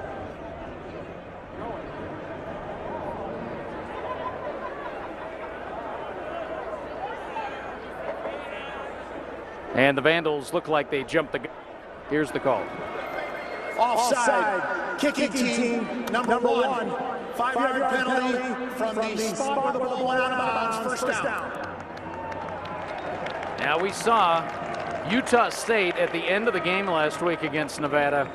Very controversial call on the onside kick. It appeared that Utah State had recovered, but you look at the rule and you look a little closer. You're offside on the kicking team if your head's over the line. That's right. Any part of your body.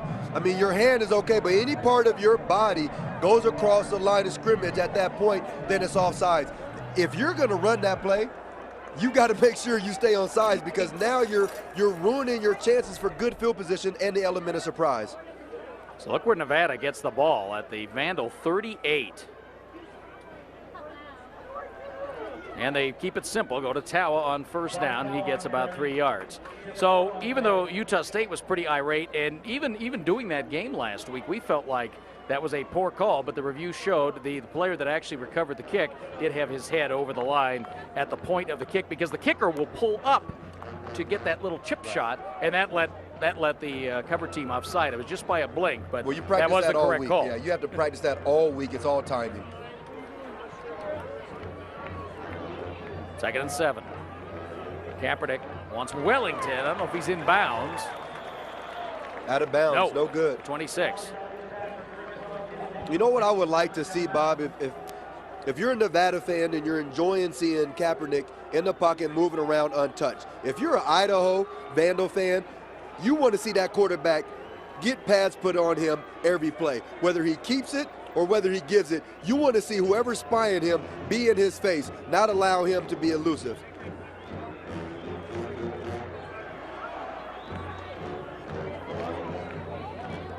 Double slot with Wellington and Wimberly. Vandals in their standard coverage and a timeout. Nevada takes an early timeout in the opening minute, and Chris Ault will do this. If he doesn't see something he likes, he thinks that's a symptom, and he will take that timeout. We'll keep it right here, just a minute into the second half. When you talk about, you look at what's funny, you talk about the coaches. Hey, when you have a 5-game winning streak, it's hard not to be superstitious. It's hard not to say, hey, well, we've done this every game. What's the one consistency? Well, they've started Paul Sinisal, number 42, the linebacker, every game. They start him. But after he starts, they bring in Trayshawn Robinson, and Trayshawn Robinson comes in the game and plays the majority of the game at middle linebacker. So that's one thing with Coach Akey and Coach Kreiner. That's the one consistency. We won 5 games straight. There's got to be opportunity for us to be a little superstitious. So we're going to start Paul Sinisal at linebacker, but once we go through a series, we're going to put your guy Trayshawn Robinson in the lineup and let him play the rest of the game, because it's worked. And because they're hot at it. Both Sinisal and Robinson are having great years. Yes, they are. It's hard to have either one out of the game. Paul, the junior from Spokane, gone through a lot in the past year, and a real quiet leader on the field. Big third down here for Nevada. Crowd getting a little restless. Kaepernick's pass in traffic, dropped, good coverage. At the very end there by Patton. That is Ken Patton, the sophomore from Crenshaw High in LA. There's no hesitation once again. They have the ball on the Vandal side of the field. They're going to go for it. Coach Ault is very aggressive with his decision making on 4th down. And this is 4th and long.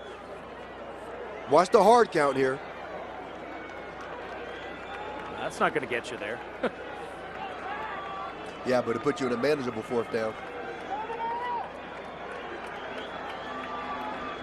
Nevada has to get right to the 28. Kaepernick. Sprint out. He kept Tao in the block. There's the hole. Kaepernick will run. Shiloh's going to try to catch him. Patton at the goal line, nothing doing. Touchdown, Nevada. I guess 4th and 7 isn't that big a deal if you're calling Kaepernick. 3rd touchdown run of the day for the quarterback.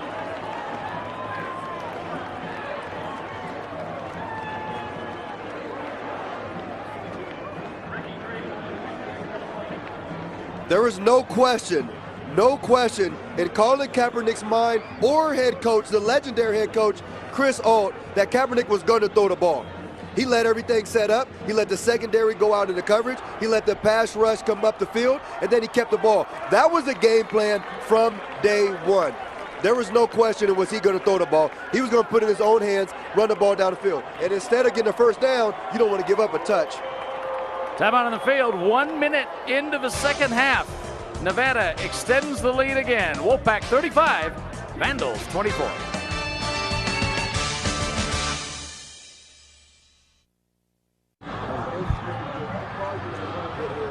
The scoring machine continues.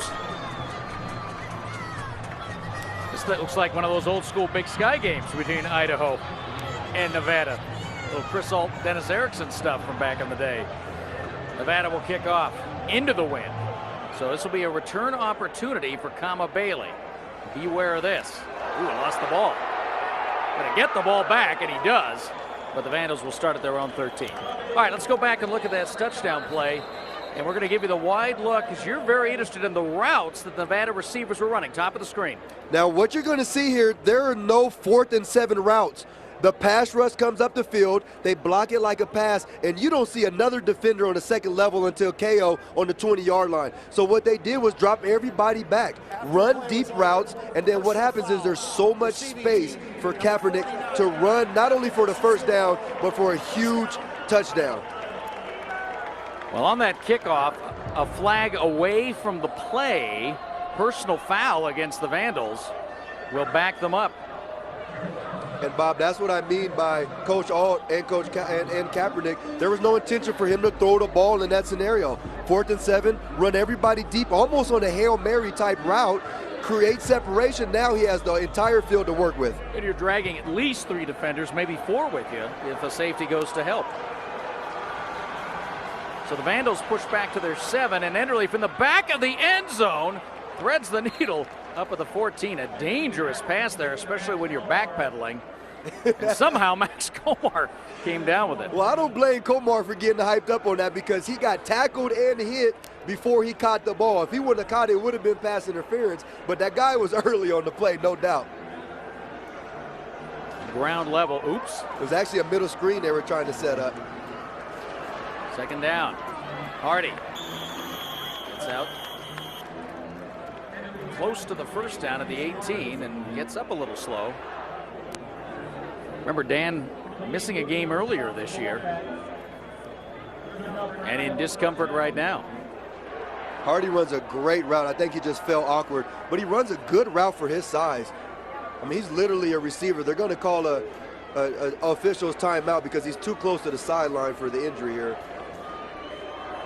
See the way he landed. It looked like he landed just on his tailbone. Although that's field turf, that ground is very hard out there. Of course, Hardy was a true receiver, and you can see he's got that longer receiver body, but boy, he's, you know, it's great having a guy like that playing the H tight end mix because he's got the great hands, he knows how to get open, but you watch him block, he is strong enough to play that spot. Well, Vandal basketball is coming your way this next week, and with both teams picked very high in the top half of the WAC this year, you'll want to get out to the Cowan Spectrum. And early in the season, Memorial Gymnasium, a double dip on Friday night, November 7th. The women playing Eastern Oregon at 6, the men against St. Martin's at 8 o'clock. Vandal basketball all winter long. And the guys in particular making the big move up this past year, surprising everybody. They won't surprise them now. Good things expected out of the women's team as well. That pass to Komar, incomplete. Here's the Enderle story in this game. He would have liked to have that one back, but look at the yardage just in the first half. 238 yards passing. 227 of that was in the first half. 2 touchdowns, deep bombs. No picks. Deep bombs to Shaw, very efficient, good ball security. and they're spreading it out. And that was a true 5-step drop right there, Bob, and he had time to throw the ball. So the offensive line has stepped it up. Protection has been better. 2nd and 10. Vandals still pretty deep in their own end. There's Baspet. Enderle throws it away. That will not be a fumble.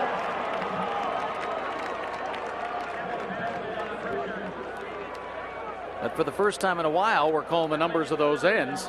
Moak and Baspet a little quiet. Vandals spent a lot of time blocking them. Baspet able to get in there and bring the pressure. Well, Kevin Baspet doing a good job of being relentless, coming off the corner. You see that 6'6", 240. We talk about it all the time, the evolution of the athlete. When was the last time you seen a guy 6'6", 240 running a 4.5 on the edge? Yeah. That's the athletes these days that play the game of football. 3rd and 10. McCarty, the one back. Watch for Greenwood on the right. He runs a short route. Enderle in trouble. Enderle down from behind. First you had Baspet. There's Moak. You know, that was good coverage and disappointing not to see Shaw in the game being a down-the-field threat. You know, Shaw was not in on that play right now. I'm not sure if he's injured or if he's winded, but he's got to get on the field because that's been the difference. Yeah, Davis out to the left side, and Greenwood ran to the right. Greenwood just ran to the marker, though. He wasn't going deep.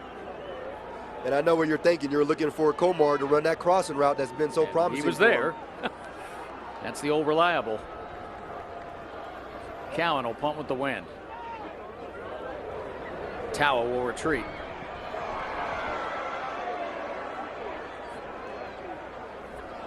Great roll, great hang time. That's important to be able to go with the wind. Ball at the 12. Hey, you know, it's homecoming this week. That means you need to get to your University of Idaho bookstore. It's online, you know, and it's got the best selection of Vandal gear for homecoming week. In person or online, the University of Idaho bookstore. Have you gotten your gear yet, Bob? I am ready. You do have? A lot of black, little gold. And we have a final from Logan. Utah State hung on for the win. That's a good win for Gary Anderson. That team has played much better football this year, but they don't have the talent. Right. And they've had some games slip away, so that's going to be heartening. They've lost a game in New Mexico State they were in control of. You get one back at home. And, of course, Tech coming in next week. Louisiana Tech having some problems. They looked very poor here 2 weeks ago. And they got a win against New Mexico State, but they go down today on the road, and they'll be at the Kibbie Dome next week. Good stop on first down. Outstanding job by the strong safety, Jeremy Jones, number 6. Containing the quarterback. We talked about that's what Coach Kreiner, D coordinator, emphasized in the locker room at halftime. Don't let him outside of the pocket. Great job with pursuit, taking the right angle.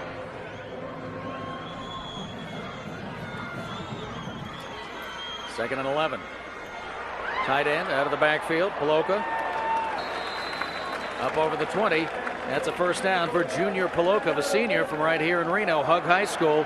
Only has a couple of catches this year, but they've been all big ones. Had a nifty touchdown against Louisiana Tech, dancing around in this end zone to our right. And one of the 3 tight ends who've been interchanged rather regularly this year. Virgil Green, the guy who gets more of the catches, but Paloka has been Mr. Clutch along with Kevin Bohr. And you talk about big boys, 6'4", 240. If the guy was 6'4", 240 when you played the game, Bob, he wasn't catching the ball getting down the field, I'm sure. He would have been a hoggy then. First down, and the Vandal defense buries the run. And I think when you look at a football game, if you really analyze a game and you check it out, you have to be able to see which team does a better job of adapting to what's happening in the game. Idaho is making plays. Idaho is not allowing the same thing to happen over and over again. So what's important is the adjustments. And that's when you know if a team is well coached or not. Who's making the right adjustments or not. Second down, Kaepernick takes that pistol snap, runs with it, still running. And he's not going to stop till he gets to the end zone. Kaepernick, 75 yards.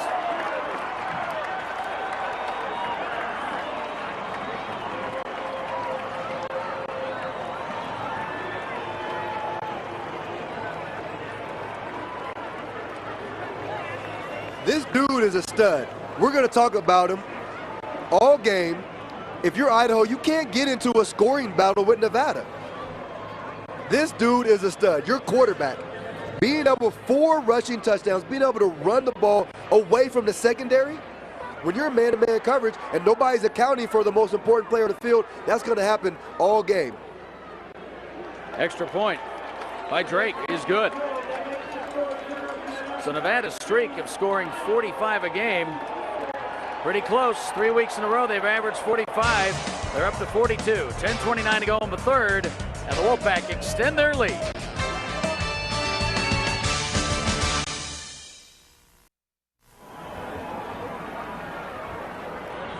Man of the hour, Colin Kaepernick, enjoying himself on the bench. 4 touchdowns, 207 yards rushing, 113 yards passing. And Nevada has opened up the lead again. A lot of football left. A lot of plays to be made. They already came down from being 21 in the first half. Look for Idaho to get it started, baby. Ball comes very short on the return for the Vandals. Justin Veltung, freshman from Puyallup, up over midfield. Veltung on the travel team this year as a backup receiver, and that was his trademark in high school, being an excellent kick return. He was the 2-time most valuable player in the South Puget Sound League. They have a special teams MVP. You're going to see him stretching the field and doing a good job of just running through the arm tackles. Great job of being strong with his lower body, keeping his vision down the field, and giving positive yardage. We talked about the field position so far in the second half. It's been all in that Nevada's favor. That right there will help out. Idaho Lottery wants to congratulate our power play ticket winners. We got 2 of them here today. Won the trip to this game just by playing the $10 power play from Idaho Lottery. Good start from the 46 of Nevada, and on first down, Preston Davis gets inside the 40. And you have to admire the adjustments that Idaho has done on offense. We talked about it earlier in the pregame. They wanted to come out and establish the run. Well, take what the defense is giving you. They're trying to shut down the run, so we're going into a true drop-back passing offense right now. He's successful at doing that. But then you put Deontay Jackson in the field, and because we are successful throwing the ball, that will open up the run game.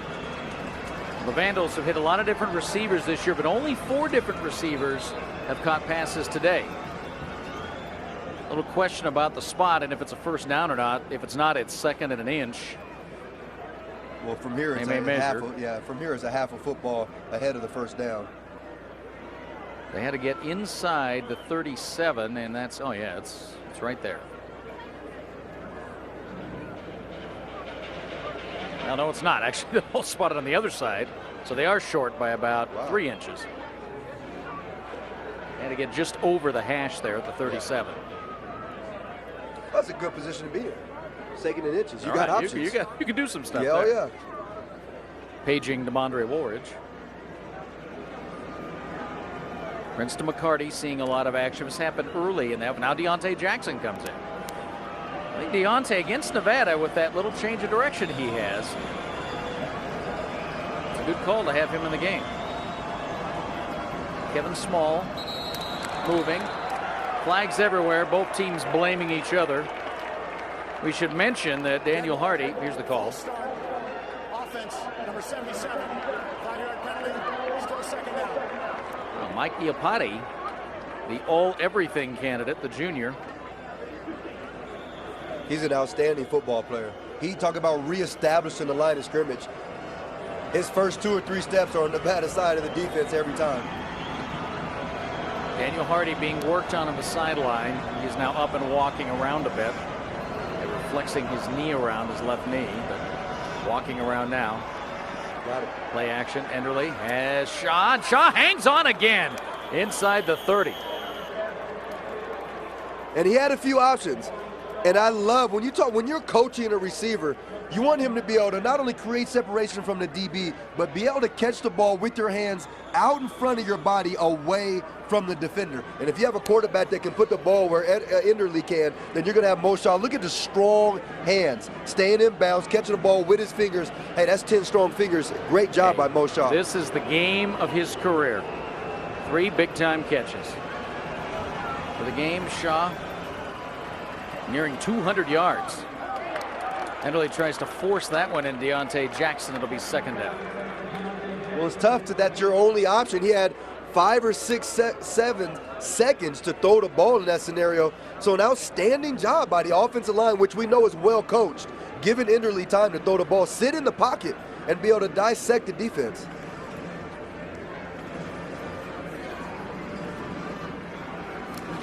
Vandals on the move, nearing the red zone.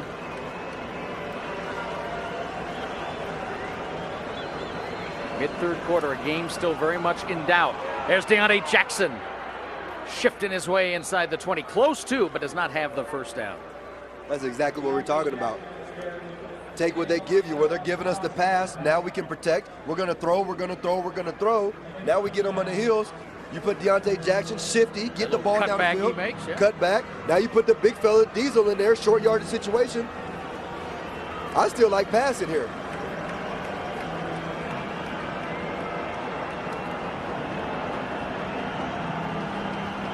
Heavy set, you're going to pound it.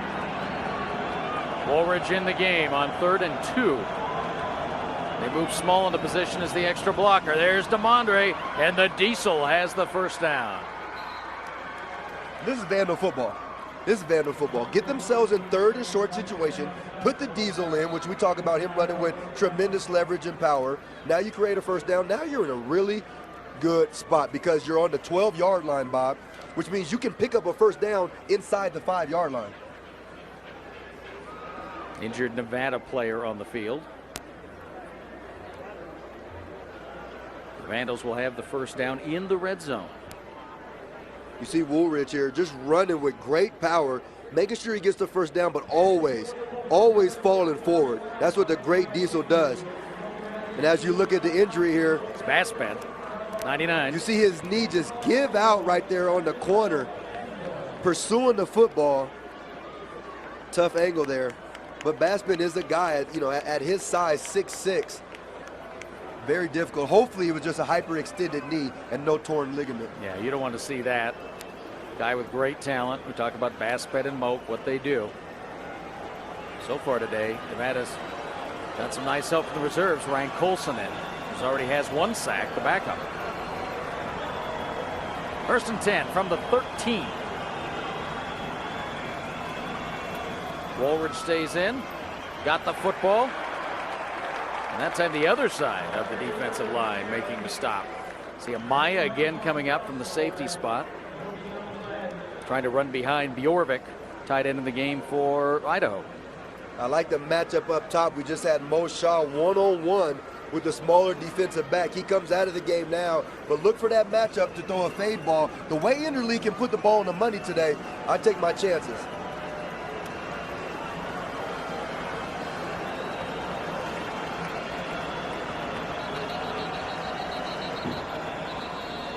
Whistles before the snap. Timeout, Nevada. Second charge timeout of the half. So Nevada takes their second timeout of the half midway through the 3rd quarter. Again, Chris Holt all about those immediate adjustments.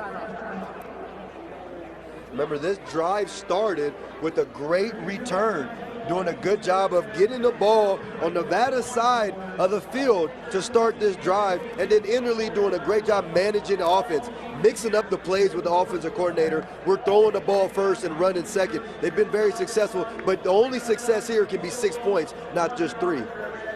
Take a look at the WAC notebook. Of course, Aaron Laverius, one of the 3 Pac-10 WAC players of the week.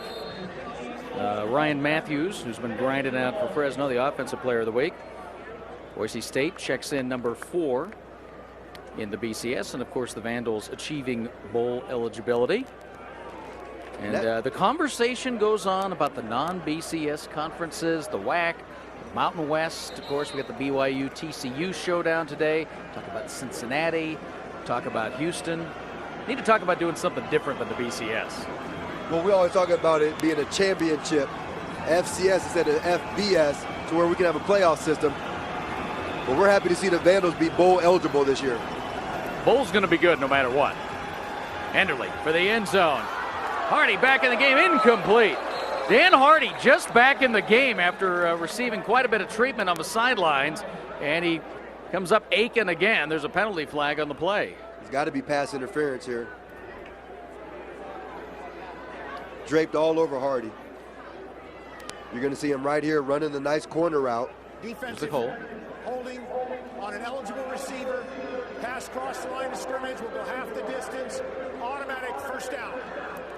Big penalty there, first down for the Vandals, but Hardy has to limp off again. He had just gotten worked on that left knee, walked around a bit, was ready to come back, and now clearly cannot go back in the game. Drops the helmet, laying down on the sideline. Well, the big guy's in excruciating pain, but he came in and sacrificed his body for a huge play. He gave his team right now 1st and goal with the big penalty on the 6-yard line. Penalty numbers haven't been a lot, but they've been key. Woolridge tries the inside and got a few before he's pushed back. Well, Nevada knows a run is coming. They've been really impressive with the front 7 of stopping Woolridge and these guys on the run. That's why Deontay Jackson was successful with the cutback, because running just downhill right off the tackle there, Nevada's doing an outstanding job. So Enderle's going to have to continue to hand the ball off to Woolridge, but look for him for a little play fake, a little play action to get out of the pocket to throw the ball in the flat to his successful receivers. Yeah, you look who's making the tackles on these plays. It's the linebackers. James Michael Johnson again. 2nd and goal. Woolridge. There was movement. They're looking for Moshaw in the end zone. Play was dead. It's going to be on offense with a false start. That was the fade route we were looking for. Moshaw. Before the ball was snapped, false start, offense, number 88. 5-yard penalty, still 2nd down. Boy, that was a good play call, too. That was a high percentage pass. Well, that's the one you want. And that's a situation where it's going to be a win-win for the offense. You know, Moshaw, 6'3", big guy going up and get it. Enderle's going to do a good job of putting it where only your receiver can get the ball. Got to take your chances with the tall fella. Nice and long, strong hands. Now we got him down there at the bottom of the screen. Still 2nd down from the 10. Actually a little more room for the receivers. Small in the game now. Throwing for Shaw again, and he's got it again, but he's out of bounds. Man, those fingertips today have been incredible. Well, he's got outstanding hands. It was actually good coverage. The cornerback did a good job of squeezing the window, forcing Shaw to the sideline, so Enderle didn't have very much room putting the ball there. You see him make him take a wide release, got his hands on, got away with a little push. No call. Big 3rd down. Are we in 2-down territory here, Bob? Absolutely. Vandals looking to get back to what they've been doing all year on 3rd down. There's Komar! Touchdown, Idaho. Well, who did we say that Nathan Enderle likes on 3rd down? Mad Max himself. Well, you got Jonathan Amaya, your nickelback, coming in, and Komar did an outstanding job of taking an inside release when he actually was running a corner. So he's going to take an inside release, get the DB to fake on the inside, run right to the corner of the end zone, and the only reason that play was successful because Enderle had time in the pocket. Once again, the offensive line doing an outstanding job of giving his quarterback time to throw an accurate pass. Another Idaho lottery replay, another extra point for Farquhar. That is good. Trey Farquhar has missed only 1 extra point this season, following in the tradition of Tino Amancio. So the Vandals get it back to an 11-point game with forever to go. 6:11 left in the 3rd. 42-31 on the Go Vandals television network.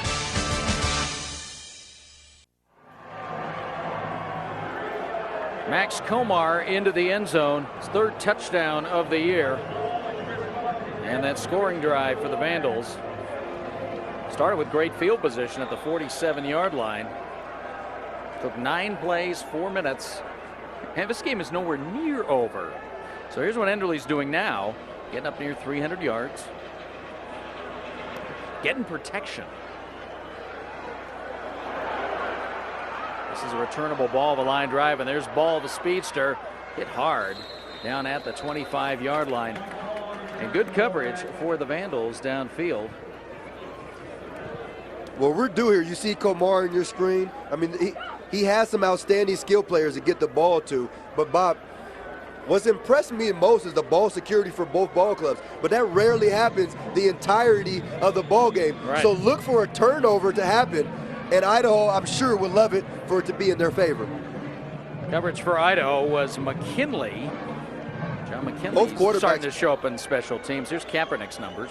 Outstanding. They're going to run on first down with Tawa. Tawa playing with that protection on his elbow. Out to the 30.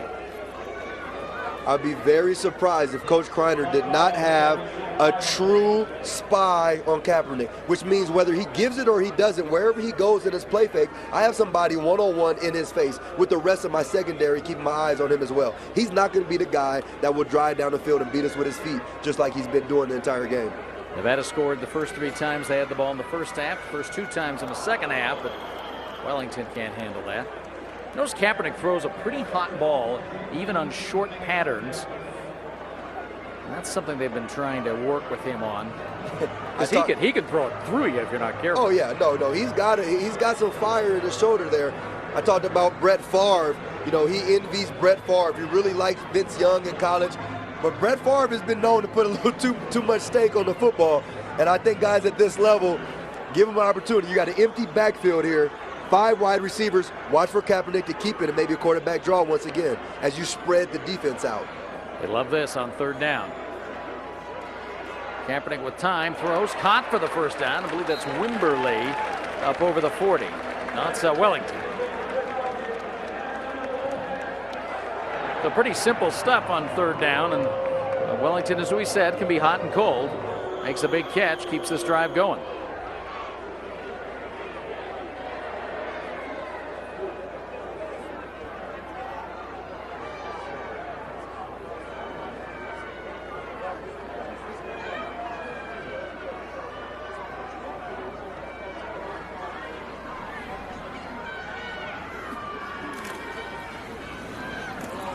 Tawa up over the 45 on first down.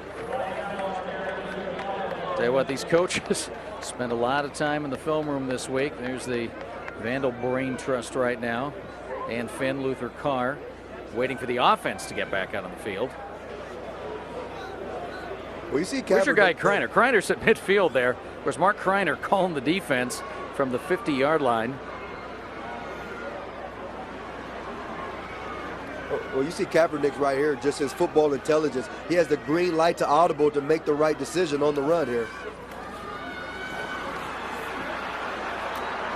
Lippincott out of bounds right in front of Mark Kreiner. Now you know that guy. Recruited you.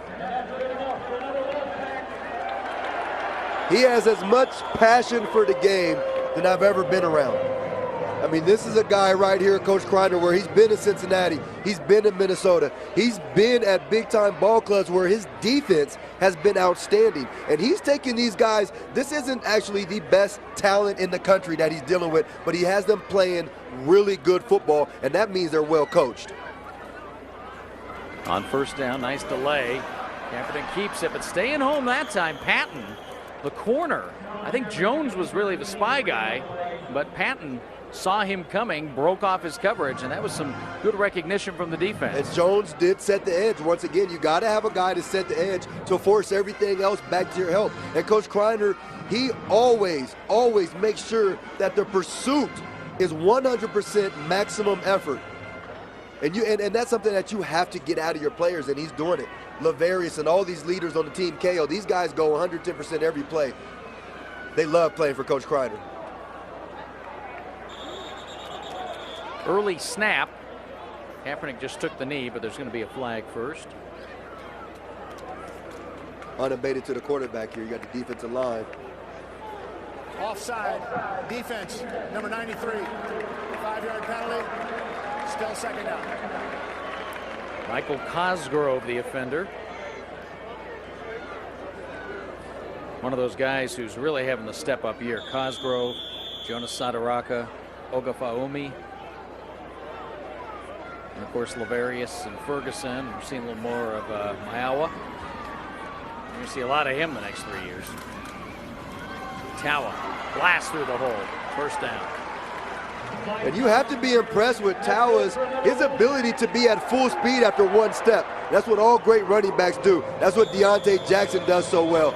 He's be able to get to full speed after one step. He is the whole full speed right there. Nobody's at him until the second level. That's an opportunity for the defensive line to continue to close those gaps to give your linebackers opportunity to come up and make tackle for losses, which Idaho has done. Great job at having tackle for losses coming into this ball game. Tawa, 12 100-yard games now in 2 seasons. Now a little change of pace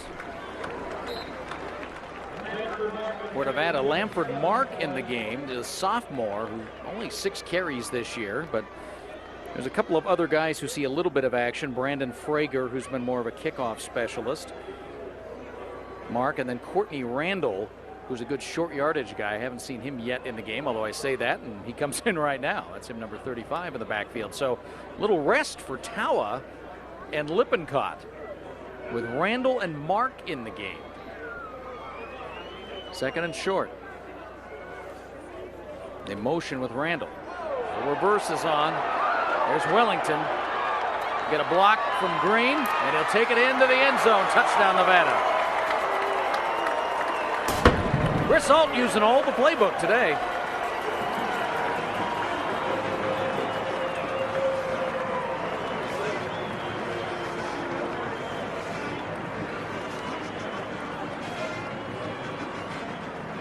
You're going to see the reverse pivot right here by Kaepernick. Fake the give, triple option, reverse. The entire defense pursues to the option because Kaepernick has been Superman today. And they give the athlete the ball on a great reverse with very little defenders. Outstanding play call by Nevada. Catching the defense off guard there, Bob. Wellington's 3rd carry of the year. The extra point is good. And with just under 2 minutes left in the 3rd quarter, Nevada has gotten to 49 points. There's the drive, 9 plays covering 75 yards. And Wellington on the reverse. Wellington, we talk about it very often, especially during the offseason, how speed kills. And the funny thing about it is when Wellington gets the ball with that much space, I don't think he even got into 5th gear on that. He stayed in 4th gear with great blockers down the field, just catching the Vandal defense off guard. There's Wellington. That's what we get for mentioning he's been a little inconsistent. He's this whole Nevada team, I think, mentally has really kicked it up this week. We got to see them on another show last week at Utah State, and I'll tell you what, Chris Alt worked them hard this week, and certainly seen better focus. Now they're going on 4 weeks of scoring a lot of points. Vandals will have to take it at the 20, with still quite a bit of football left to be played. 2 minutes left in the 3rd quarter. You talk about Nevada, you talk about the legendary coach, I'm sure soon to be Hall of Famer, Coach Alt. You know, I think just for him opportunity, this will be the first time they're on a 3-game winning streak. Well, this is the first time in history where they can win 4 games straight. If they pull this one out, Coach Alt, as long as he's been around, as much success he had, this will be his first time winning 4 straight ball games. Well, you know, Nevada went to Notre Dame in the opener and got shut out. Did not play terribly badly, but couldn't get it in the end zone. And then really went to Colorado State, a game they thought they were going to win, got off to a terrible start. Couldn't come from behind. Missouri played well, lost by 10. And since then, they found a few things. We talked about the active career victories. This is going into today. Look at this company he's in. Paterno, Bowden, Frank Beamer. Mac Brown's the only other young guy in the mix. Komar on first down. Komar at midfield. And Amaya will get him from behind inside the 40. Komar, when you're one-on-one in coverage, especially against a safety, if Enderly, your quarterback, which he's had this entire second half, time to throw the ball, then Komar has time for a 2-move route. And what he did right there in the route was he ran a corner post. It was a 2-move route, and it was outstanding throw, putting the ball right on the money with Enderly and Komar. That's the timing. When you can protect your quarterback, you give your athletes time down the field to run 2 moves on their routes. That's another Idaho lottery replay. Now Deontay Jackson on first down.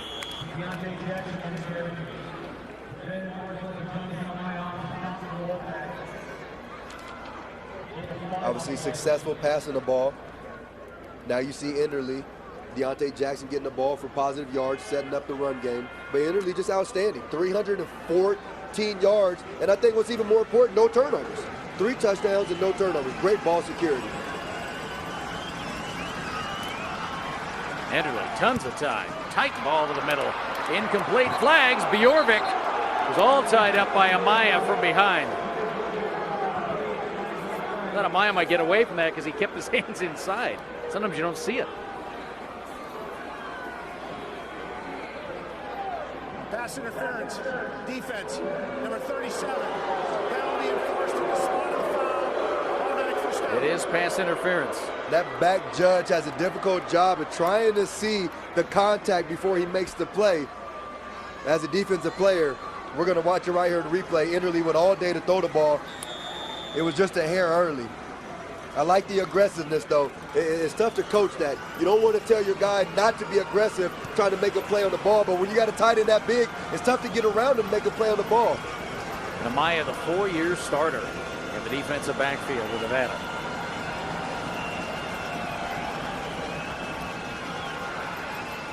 End zone. Komar, touchdown, Vandals. Second time Komar's been matched up against Jonathan Amaya, and he just runs a nice little corner route.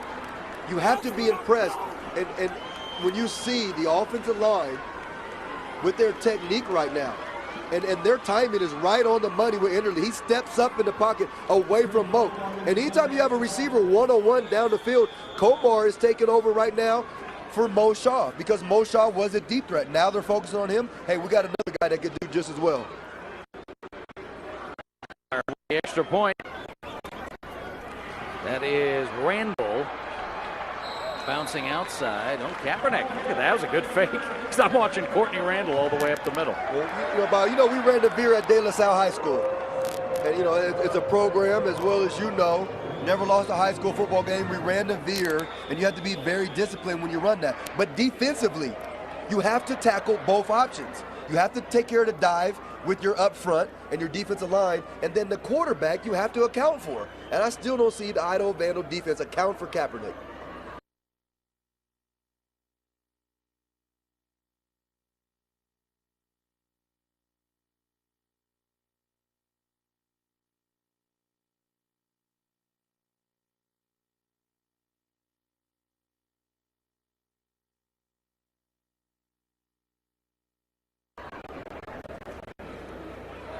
Tawa on first down and back in the game, up over midfield. Where Nevada talked about using the whole playbook, using all the weapons. We saw a little relief for Tawa with Randall and Mark in there. Now Tawa's back in, kicking his numbers up. He's over 100. He's got 100-plus rushing. Kaepernick, 220. And with that, the third quarter comes to an end. Well, if your heart can take it, we got 15 more minutes of this kind of football for you. The Vandals hanging tough on the road. 49-38, end of 3 on the Go Vandals television network.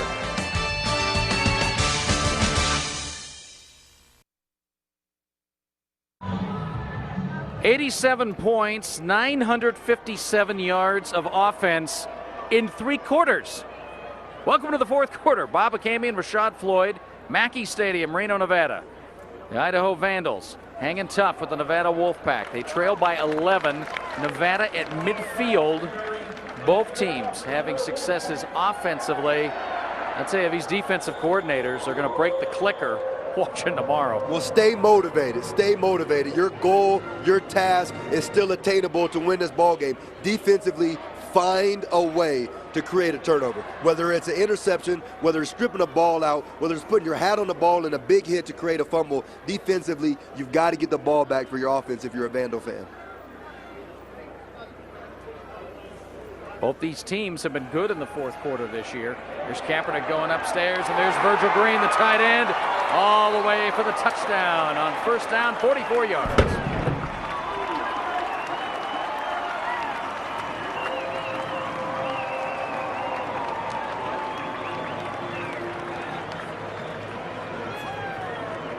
Well, compared to everything else Nevada's done today, that's a pretty simple play. Well, you're going to see it. You're going to see the reverse pivot option, and he sets up in the pocket with time to throw the ball. KO, of course, has been very aggressive on the run, doing a good job with support because Kaepernick has been hurting you defensively, and then you let the tight end down the field just behind you. It's just a really good play call. There's so many options when your quarterback can be so successful.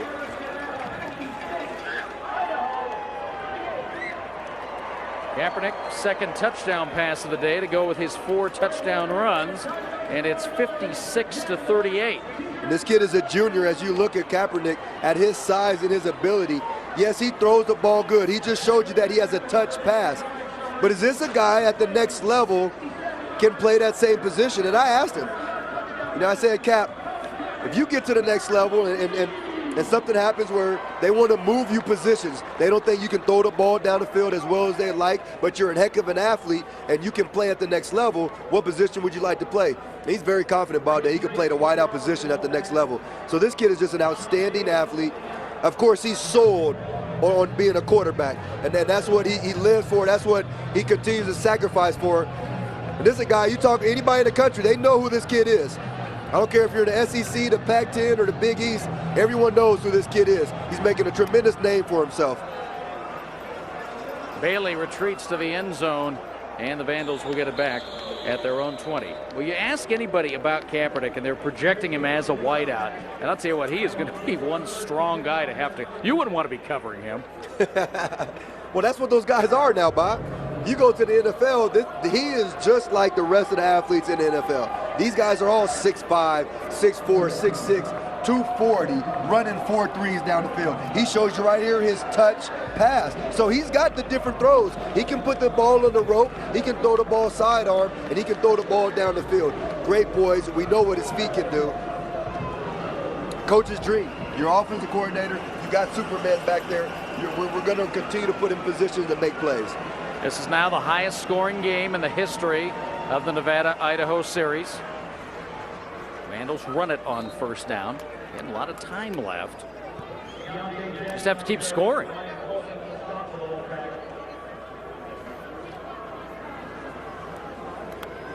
And when you're in a game like this, real soon you're going to see Idaho have that sense of urgency. Plenty of time left, but you will start to see them later in this quarter go to a no huddle, go to a 1-minute offense so they can get more plays and be more efficient to put points on the board to match the 56 points that Nevada has scored so far. Komar, first down. He'll get pushed back, but he was well past the mark.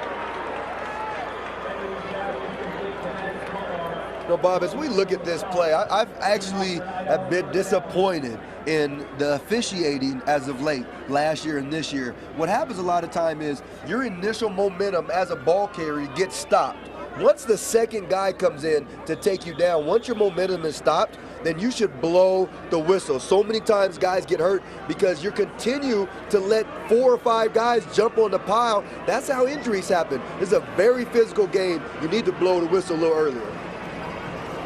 Komar now 7 catches. He had 12, of course, against Colorado State. There's your first turnover of the game. We talked about this. And Enderle coming across the middle is picked off by the middle backer, Mike Bethea.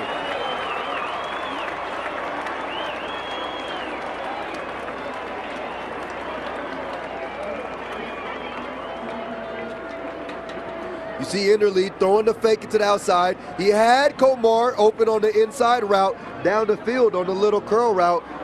Linebacker just being in the right place at the right time, roaming that middle cloud area, catching the ball, making a play for his team. First turnover, like we talked about. It's a very, very big play for Nevada with the momentum they have, obviously, with the 56 points.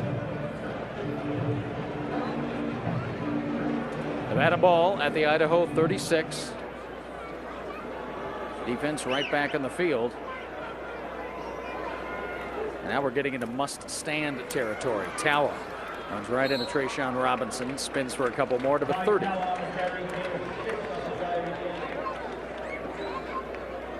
Now these teams both wanting balance. Nevada 39 runs now, 20 passes. The Vandals pretty close to what Steve Axman wanted, 26 pass plays and 23 rushes. Idaho's big boys right now having to commit themselves to stopping the run. Containing, you see Tawa back there, you see Kaepernick, containing them so they cannot milk the clock on us. Kaepernick evades JoJo Dixon. Dives forward for the first down. Sadaraka comes back to help along with CFE. Haven't called JoJo Dixon's number a lot. Nevada's done a good job of blocking him. Idaho's had these opportunities. You see the linebacker in the backfield on that play having the opportunity for a tackle for loss, but just being so elusive, Kaepernick being able to get positive yards and pick up the first down.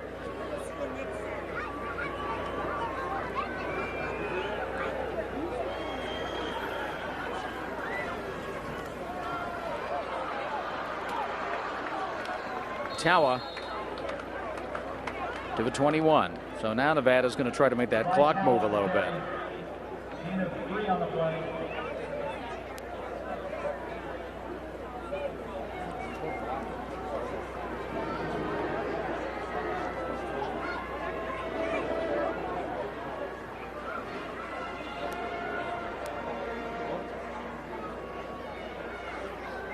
You know, Nevada's going to milk up the entire play clock as they can, run the ball, keep the clock rolling. Idaho needing a huge stop right here. Kaepernick evades CFE and then slides. Now that's a new wrinkle for him, is sliding as Shiloh K was about to take him out. Well, that was a duck because a bomb is coming. KO was coming up to he try didn't to knock used to his do head that. out. See, this was Kaepernick's problem was he'd take this stuff head on, and they wanted him to not stretch every run by 2 more yards. So. You would like to try to see the defender. Coach Kreiner preaches all the time. The first guy come up, make contact, drive your feet. The second guy, somebody's got to get to the ball with the pursuit and try to get the ball out. 3rd and 3. Tawa. They drive the pile. First down. Running right with the tight end, Kevin Bohr. We talked about Bohr earlier, the lesser heralded of the 3 tight ends. Number 42, a senior from Glendale, leading the way for Tawa. Well, John Bender and the offensive line for Nevada continually to move down the field. Although the ball carrier has passed you, I'm going to continue to push, push, push. Now if your defense can't get off the blocks, now my running back can continue to fall forward, get positive yards, and soak up the clock. That's exactly what's happening right now for the Wolfpack.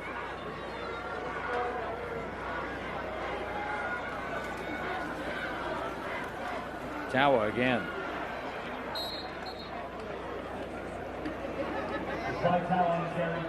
Tawa went for 147 last week at Utah State, and he's just about there now with that carry.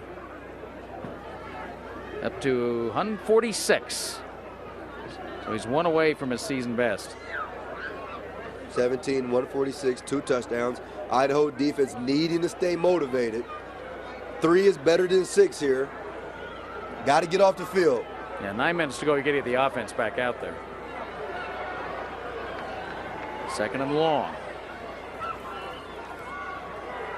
Kaepernick will throw. Lippincott wide open. Touchdown, Nevada.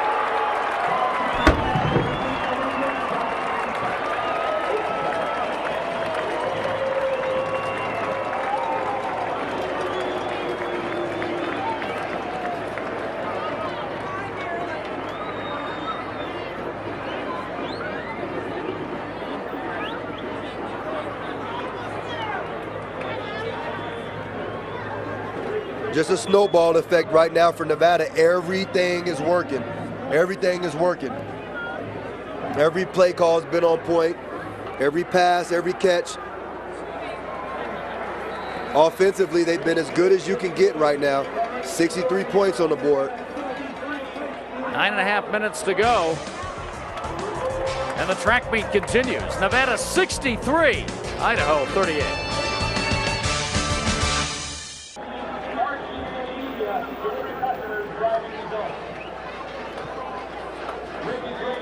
Fall in the Sierra Nevadas. The home team lighting it up. Second time this year Nevada scored 63 points. They put that up against the arch rivals from Vegas. They'll be auditioning a new mascot after all those push-ups.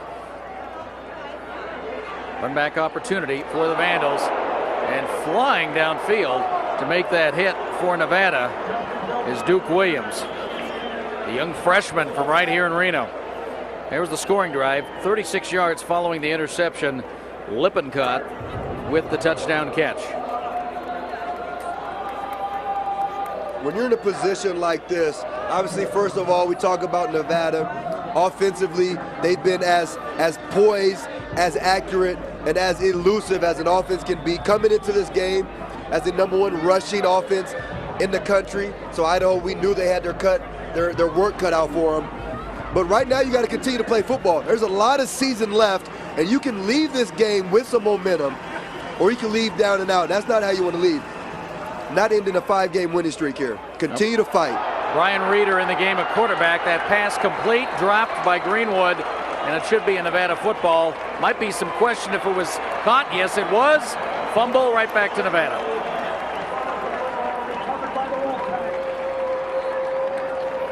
Didn't even get a chance to talk about Brian Reeder getting his 3rd look at the year after playing against Washington and San Jose State. Greenwood has that ball knocked loose. You see Coach Akey on the sideline right now, Coach Kreiner. When you watch this play here, it's just bad ball security, but he's just trying to make a play. Cut back, not holding the ball with the proper 3 points of emphasis on the ball, and he loses the ball. That's a guy at this time of the game, he's just trying to make a play. But you always got to stay true to your technique and protect the ball. Turnovers can never help you.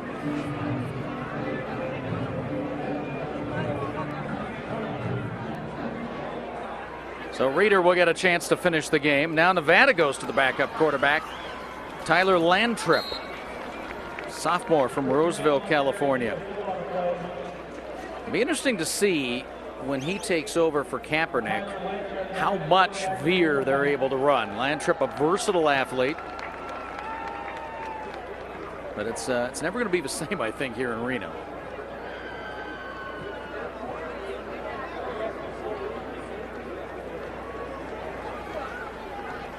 Nevada will keep it on the ground as much as possible, keep that clock moving with the lead. Blanford Mark. Ball's out again. Looks like Nevada will keep this. That's why you never stop playing ball. Outstanding hit. Talk about putting your hat on the ball. Great hit. Pop the ball out. Everyone needs to pursue. There's a lot of football left to be played. There's 8 minutes left. And if you don't think this is ugly as a Vandal right now, it can get ugly. You got to continue to play football defensively, be inspired. Your defensive player right there had a huge hit. Continue to follow the ball, continue to pursue. That's an opportunity for you to pick the ball up and go to score. And that's the message Coach Akey is trying to send to his guys right now. You see him. He wants to finish this game strong. Absolutely. A lot of season, a lot of football left to be played. See Nevada taking a long time to send the play in with the clock moving. Landtrip hands off to Courtney Randall. Buried at the 12. And it's going to be 4th down. So it'll be, I would think, field goal time for Drake, who spent most of the day kicking extra points. They're going for it, bringing a heavy package in. And Coach Old has been aggressive this entire game, never hesitating. Not has there been one 4th down where he's chose to not go for it. And this is with his backup quarterback having the confidence in his offense to pick up the 1st down. That's a good lesson to do it. Saw Landtrip's numbers. This is his 4th game of the year. And they'll give it to Mark. And Mark will break through, diving for the end zone. Was he down? No. Touchdown, Nevada.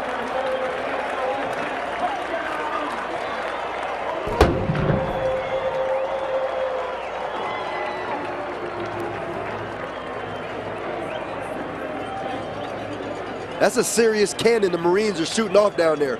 Every time they score, they shoot that cannon. That's a real cannon the Marines have down there. And Bob, your headset almost falls off and you shake a little bit. That's a monster cannon they got down there. It's a real man to fire that. And the men and women of the Marines right there. Right there. Love to see that. Allowing us to do what we do every day. Extra point is good. And Nevada has 70. 7 minutes to go in the game. More to come from Mackay Stadium in Reno. It's a happy homecoming for the home team.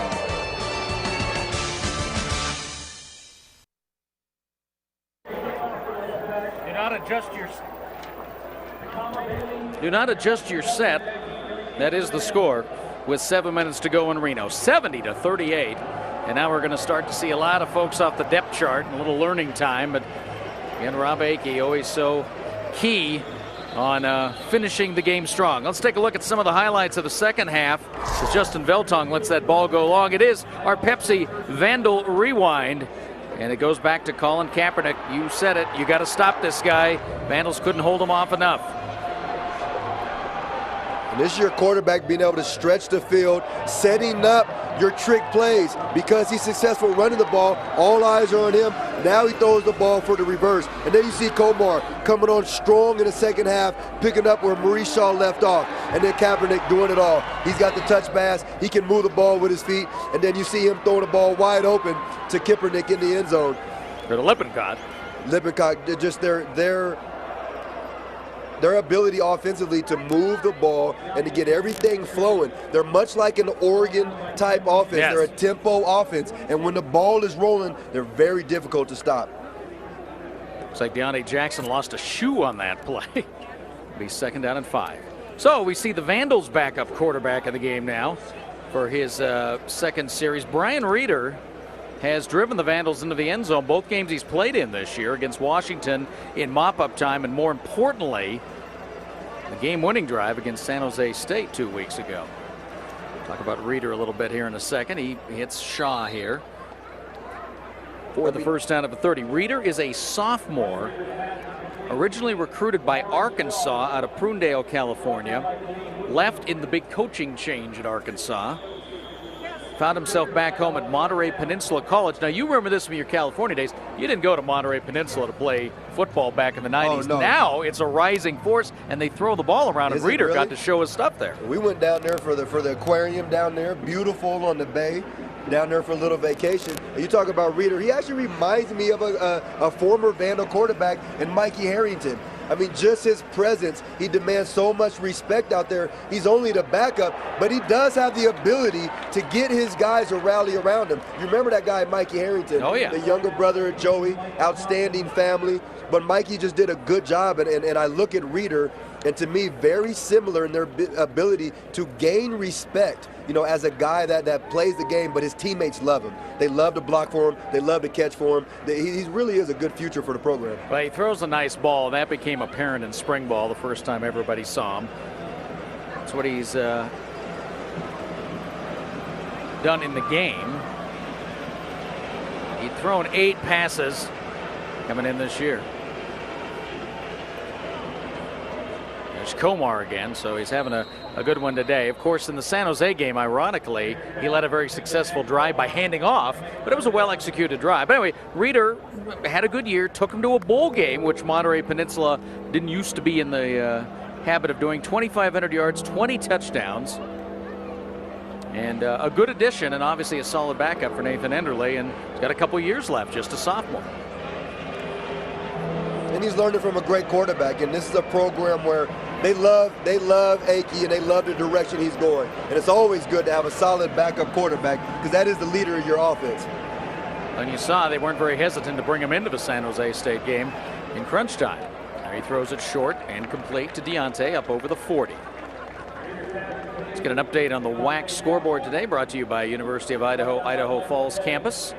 Utah State defeated Louisiana Tech earlier by 2. Tech at the Dome next week. Fresno State, New Mexico State later start because of ESPN tonight. And also late, the Broncos on the island. Interesting to see how Hawaii develops with Mona as a quarterback. He looked very good last week. The Warriors have some other problems right now, but they might finish the season strong. Punt time for Cowan. Big rush, and he gets hit. Gonna have another punt rough by Brett Roy. You know, when you're winning the game, you don't need to rough the punter or any of that stuff. Well, that's just a situation for the young guys. You see Idaho's offense going to take the field. Reeder going to get opportunity to continue his drive. But that's just young guys out there for Nevada getting an opportunity to make plays, being a little too aggressive. You're going to see it here. Left-footed kicker.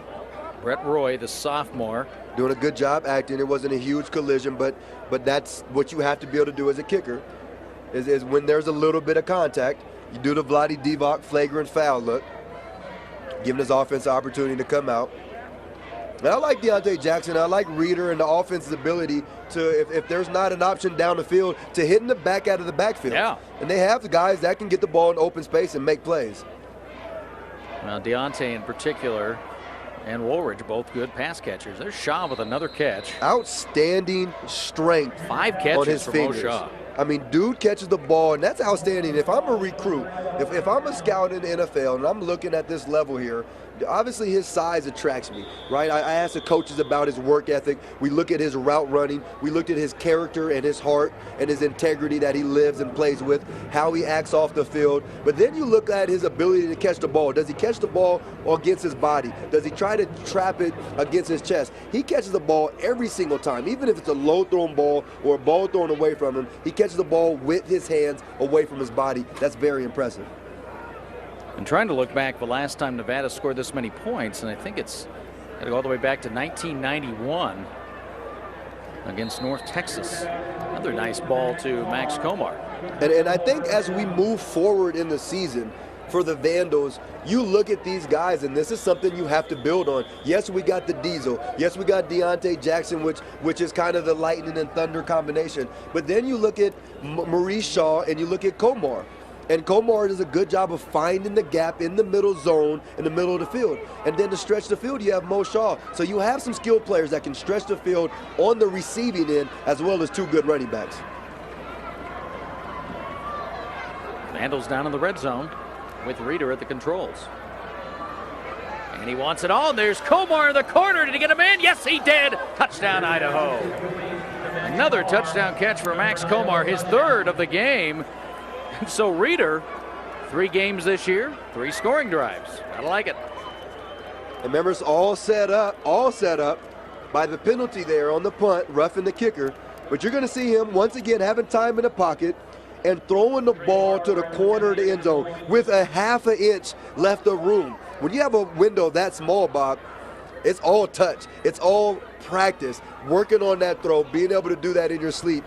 Reeder is not only very well coached, but he's just a natural quarterback that has that feel that he can put the ball in there. That's the most difficult throw to make right there, that corner route. We'll step aside with 2:55 to go in the game. Lots of points today. Nevada in control, 70-45.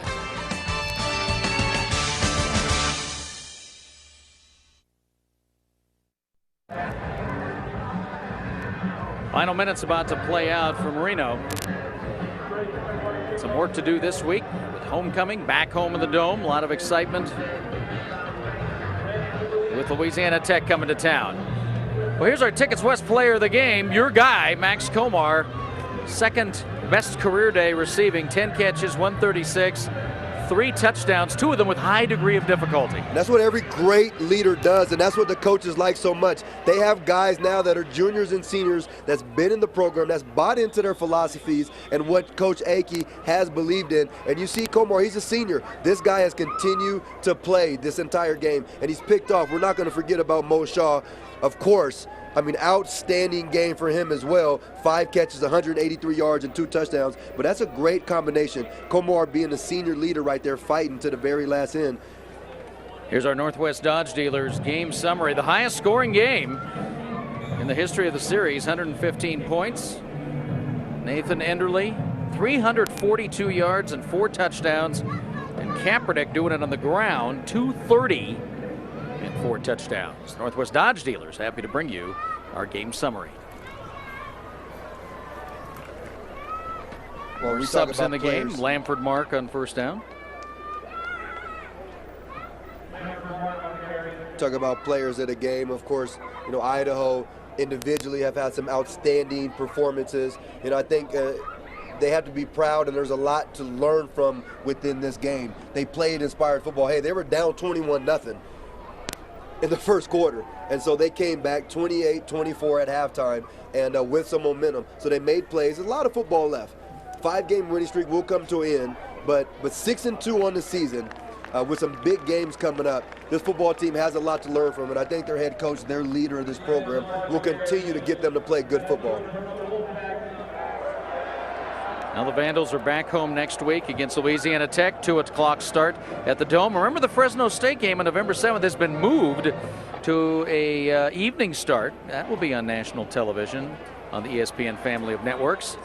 Big game down in the Capitol on November 14th.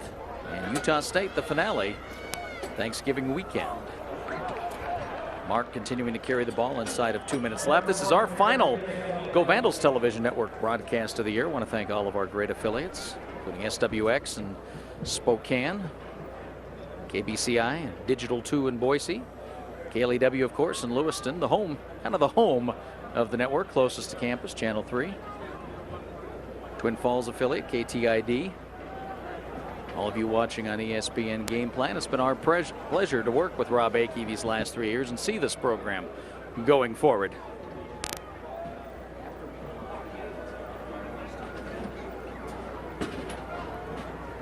Now victory formation.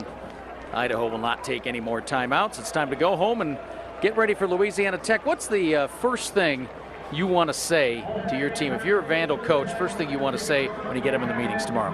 Well, I think right after the game, right away, I want my guys to hold their heads up high. I want to let them know, fellas, we just faced one of the most dynamic players in the country. Kaepernick, I would be very surprised if he wasn't the National Player of the Week with his performance today. But what I want to say is, gentlemen, you have an outstanding job on a 5-game winning streak. Now let's restart our winning streak. Let's go back. We're going to be on the road on some victories.